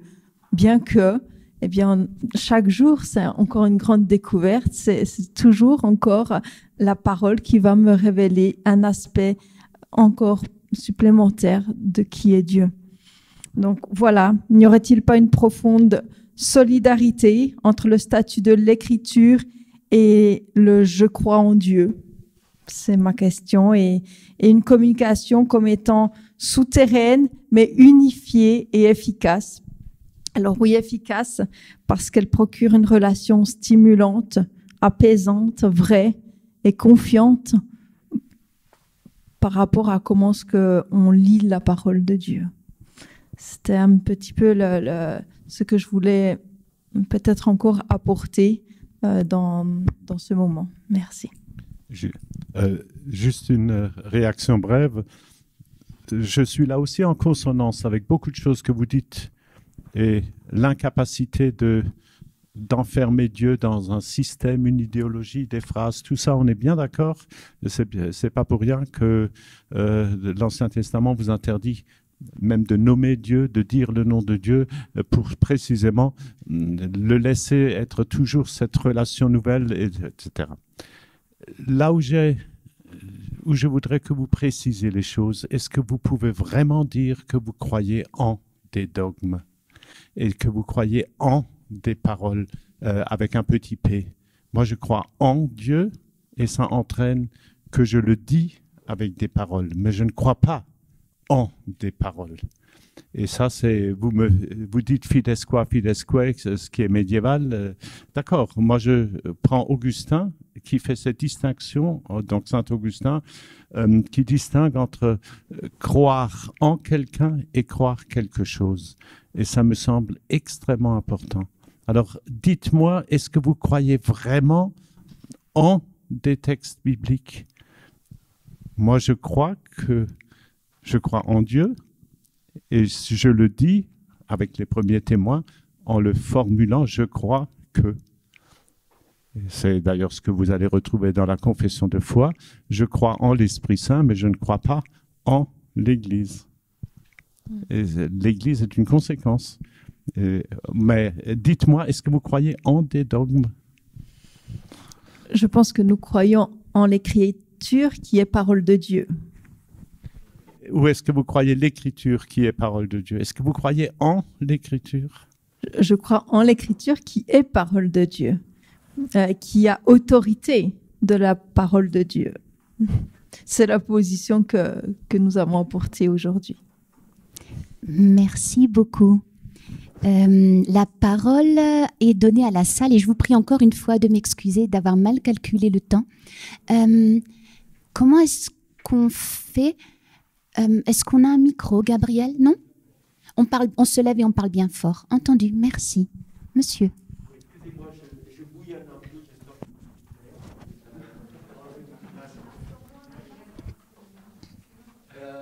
J'étais un peu énervé par rapport à l'échange. Ancien étudiant à la faculté de Beau-sur-Seine en Frédéric, je pense que vous ne comprenez pas, et je pense qu'il y a une herméneutique évangélique. Donc j'aimerais plutôt, monsieur Dermelé, que vous restiez avec votre ancienne pensée des évangéliques, parce que je crois que c'est exactement ce que vous croyez. Et je pense que mes collègues se sont laissés entraîner dans votre non.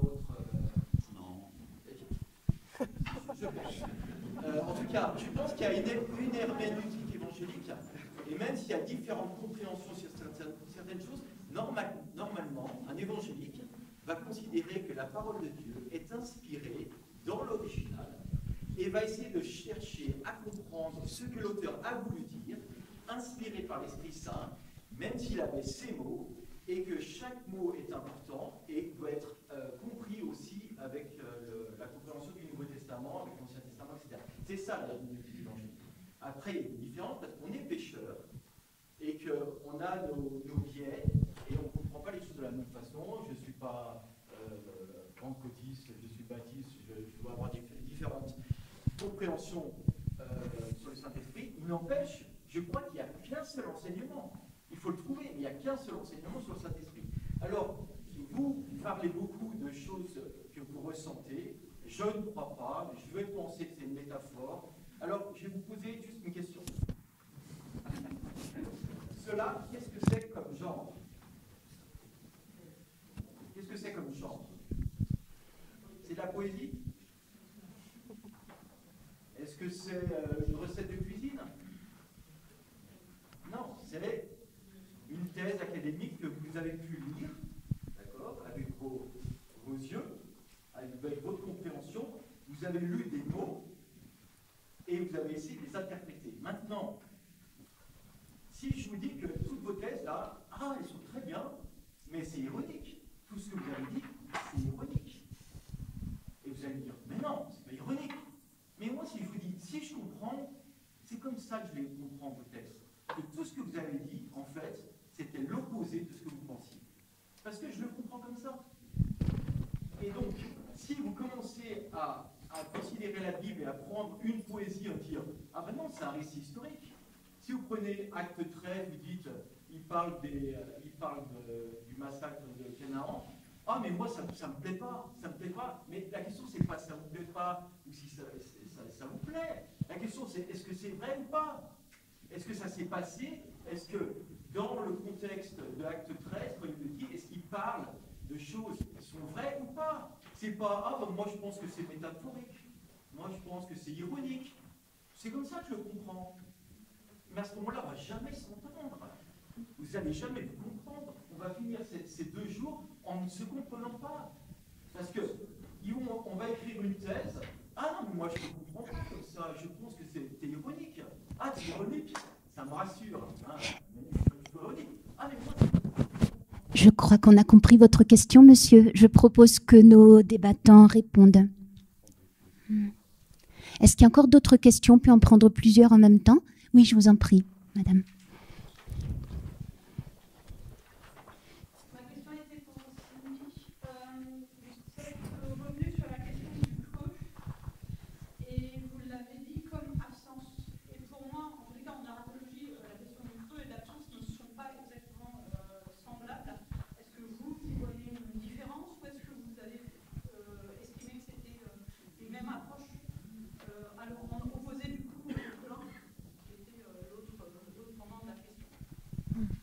Merci.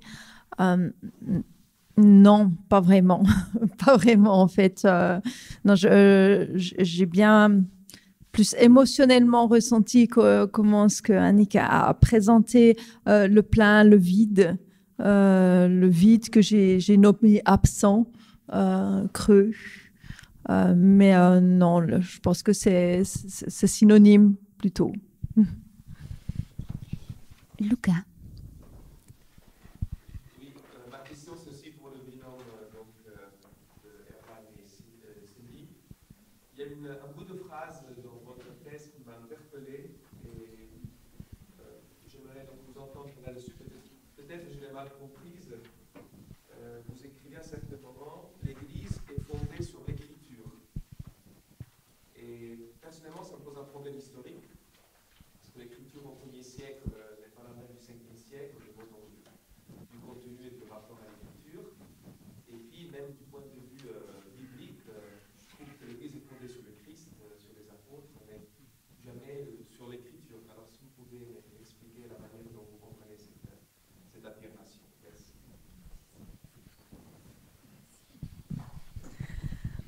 L'Église est fondée sur l'Écriture, c'est surtout pour dire que ce n'est pas l'inverse.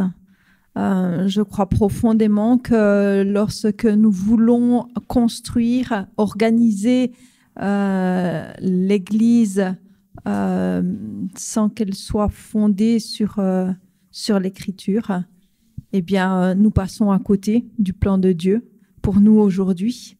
Donc, peut-être que c'est surtout l'Église de comment est-ce que nous la vivons aujourd'hui. Aujourd'hui, nous avons à fonder l'Écriture sur l'Écriture. C'est dans ce sens. Si tu veux rajouter quelque chose. Alors, il y avait encore une question de Christophe et peut-être auparavant une réponse à monsieur, puisqu'il y a eu plusieurs réponses, mais qu'on n'a pas encore répondu à votre question. Erwan, peut-être ? Oui, alors je ne sais pas si réellement c'était une question, mais j'entends ce que vous dites. Je prends pour un compliment le fait que nous nous laissions, qu'on se soit laissé entraîner dans le dialogue. C'est très bien, c'est le but de l'échange. Et je plaide néanmoins pour le fait que ce que j'ai présenté, ce que nous avons présenté dans notre thèse, mais encore à l'oral, est fidèle à ce que nous croyons. Et je crois tout à fait compatible avec l'herméneutique évangélique classique telle qu'elle est présentée dans les déclarations de Chicago. Il n'y a pas de double discours et ce que nous avons dit aujourd'hui à l'oral, nous le soutenons. C'est une bonne herméneutique évangélique, il me semble. La question de Christophe ? Il y a une question pour vous, une question pour vous. Donc, je me demande, alors ça, la première c'est pour vous, si au fond une partie de ce qui avait été échangé entre André Birmelet et vous sur le fond, je crois en l'écriture, etc., au fond ça ne tient pas tout simplement à la définition du verbe être dans cette phrase dans votre paragraphe, quel fondement pour aujourd'hui. L'autorité scripturaire est l'autorité de Jésus-Christ. Et le est en italique. Qu'est-ce que ça veut dire ce est? Un peu plus loin, on a l'impression quand même que l'écriture est au-dessus quand même, puisque la Bible est au-dessus de tout autre lieu d'autorité, juste après.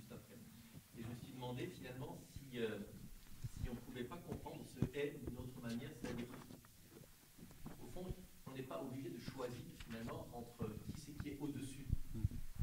Alors que, au fond, c'est Luther qui disait l'écriture est servante, on prend l'écriture comme servante du Christ et pas l'inverse. Mais au fond, qu'est-ce que ça veut dire l'autorité? Est-ce que ce ne serait pas quelque chose qui se noue, au fond, dans un dialogue de face à face, finalement, entre un principe qui est le Christ, principe d'interprétation qui est le Christ, et puis la littéralité des mots qui sont là, dont il me faut bien avouer qu'il y a une bonne partie des Écritures qui ne parlent pas du Christ comme ça a priori. Voilà.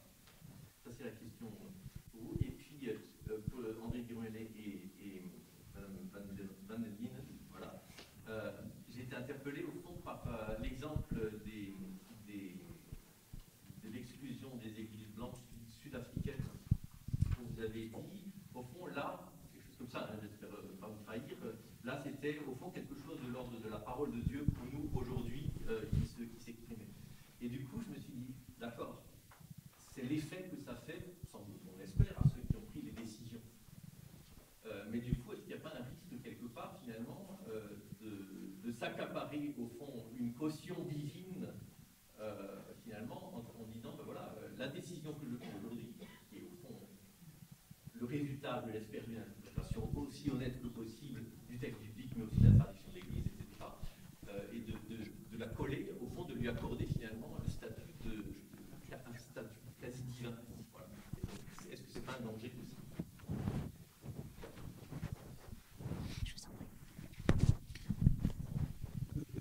Je pense que ce qu'exprimait Cindy, notre petite résistance serait effectivement liée à un principe de hiérarchie entre les deux. Je pense qu'on veut simplement dire que pour nous, ça se tient ensemble. La foi qui croit, la foi que je crois, le contenu de la foi, l'élan de la foi, tout ça se tient ensemble. Et il me semble que dans votre proposition, il y a quand même un principe d'ordonnancement, de hiérarchie. Je cite, « Nous ne croyons pas des dogmes, mais en Dieu.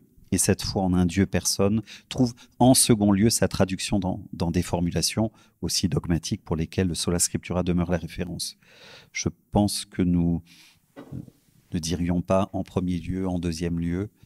J'aime dans l'écriture la catégorie de l'alliance. L'alliance, elle signifie à la fois un contenu, les lois de l'alliance, la révélation de la volonté de Dieu, c'est inscripturé, c'est écrit, il y a un contenu objectif, etc. Et en même temps, Dieu fait alliance avec nous, c'est profondément relationnel. Voilà, au fond, nous disons, on n'est pas loin de dire la même chose, simplement on tient à les tenir ensemble sur le même plan de manière parfaitement conjointe, sans hiérarchie, etc. Je pense que c'était ça l'accent il me semble. Oui.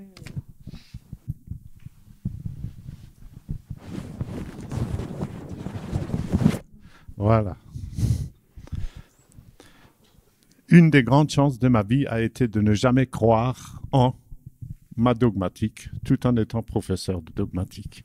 C'était génial de ne pas être obligé de croire en la dogmatique. Je crois en Dieu et c'est la raison pour laquelle je suis dogmaticien, donc j'essaye de dire le contenu de ma foi avec dans le contexte dans lequel je suis. Et cette distinction me semble importante pour chacun d'entre nous. Et elle me semble aussi importante dans l'interprétation de l'Écriture sainte. Je ne crois pas en l'Écriture, mais je crois l'Écriture. Ce sont deux choses différentes. La question de l'Afrique du Sud.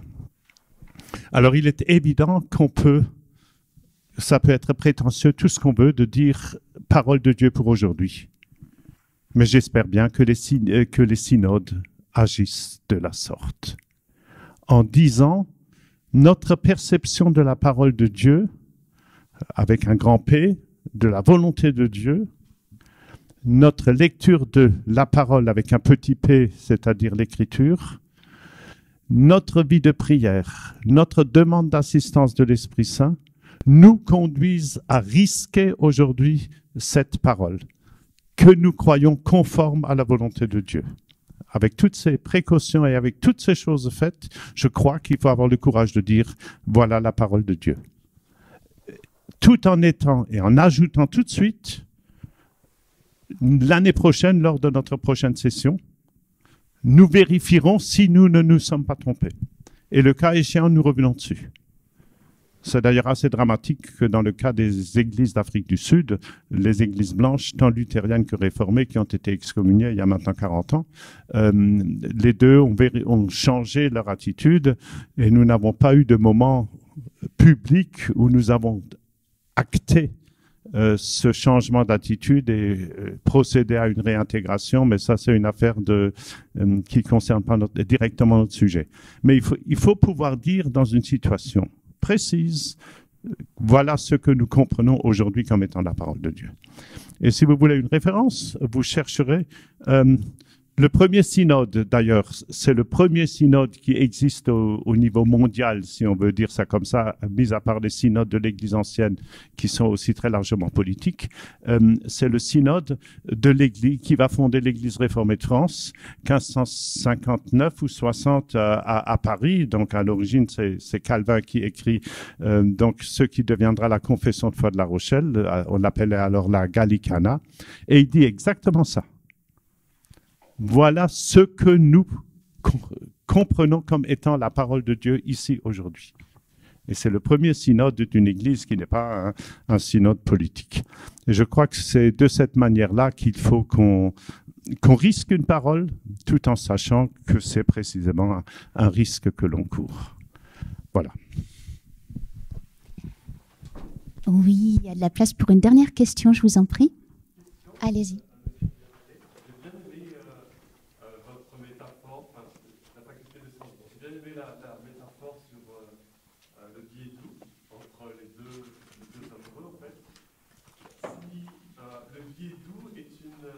Communication écrite de l'amour de l'un envers l'autre. Et si la Bible est aussi communication écrite de l'amour de Dieu envers l'être humain, pourquoi ne serait-elle pas parole de Dieu?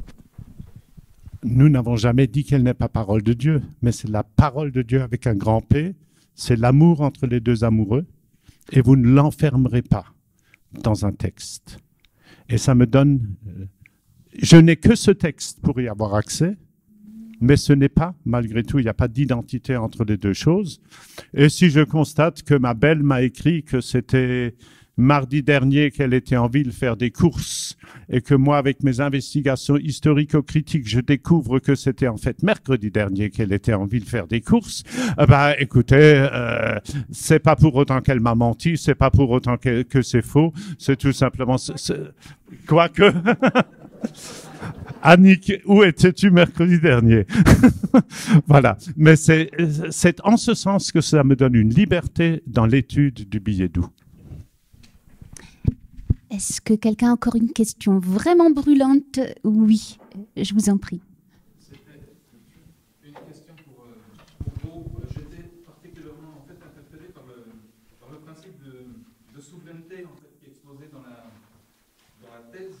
On est dans une famille évangélique, je fais mes études, là je suis en master à Strasbourg. Ce principe de souveraineté, ce qui ne masque pas un paradoxe, dans le sens où, je vous cite, il y a cette formule, ce principe nous permet de confesser de manière confiante l'harmonie fondamentale entre les données internes et les informations entre les découvertes bibliques par la science et l'histoire. Et donc, là, je n'ai pas beaucoup de temps, mais il y a Peter Enns, un théologien évangélique américain, qu'on avait relayé sur notre blog Science et Foi, qui parlait en ces termes, les évangéliques ont un problème, mais il appelait ça le scandale de la réflexion évangélique. Donc il relayait ça d'un autre théologien. Et pour faire court, ce scandale de la réflexion évangélique, c'était que les évangéliques, en quelque sorte, alors déjà, ils sont peu présents dans les réflexions académiques, mais quand ils en font partie, ils n'ont pas le droit de faire usage, de cette réflexion, parce que s'ils ont des diplômes, s'ils publient des livres, des articles, ou des autres signes de cette réflexion académique, ils n'ont pas le droit d'en faire usage, en gros, pour lui, donc pour Peter Enns, une recherche sur la Genèse doit aboutir à un Adam historique, sur le Pentateuque, à un Moïse comme son auteur, faites ce que vous voulez, mais vos conclusions sont-elles cohérentes avec l'inhérence, un terme qui est utilisé dans votre thèse. Le vrai scandale de la réflexion évangélique, c'est que la doctrine dicte les conclusions académiques. Et donc, pour être un petit peu plus cool, j'ai remplacé le terme scandale par paradoxe, pour rendre plus convivial notre discussion, et je vais faire le relais de ce que Enns posait comme question, en vous adressant solennellement cette question qui me paraît fort appropriée à votre thèse. Donc, dans son état actuel, le mouvement évangélique est-il à même de laisser la réflexion évangélique dans un espace lequel elle a besoin pour exercer, ou bien l'adjectif évangélique portait-il en lui-même les limites précises de toute entreprise intellectuelle? Alors, c'est une vaste question. Est-ce que vous souhaitez y répondre en 2 mots, parce que nous n'avons guère le temps? Une question sur... Oui, oui. Attends, il faut...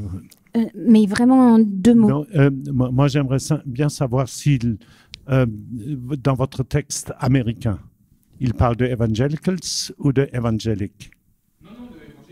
Non, c'est extrêmement important parce que le évangélique, moi, je suis évangélique luthérien. Et de toutes les églises luthériennes du monde entier s'appellent évangéliques luthériennes. Aux USA aussi. Pour les réformés, c'est pareil. Et puis, il y a les evangelicals. Une distinction que nous n'avons pas, malheureusement, en langue française. Et c'est pour ça que votre question, il serait intéressant de savoir s'il critique la théologie évangélique ou la théologie évangélique. On n'a guère le temps, hein, je suis navrée. Oui, oui. Tout à fait. Sur notre site, à titre d'exemple, nous publions des réflexions théologiques évangéliques aussi dans le cadre de notre association. On était obligé de changer d'éditeur puisque voilà, la presse évangélique n'est pas à l'aise aussi avec les réflexions théologiques qu'on a beau mettre de cette... J'entends. Oui. Je suis navrée, monsieur, je suis obligée de vous interrompre. Il faut vraiment que nous y allions. Mais n'hésitez pas à poursuivre la discussion avec les membres de nos binômes, hein, qui sont... On peut prolonger le débat.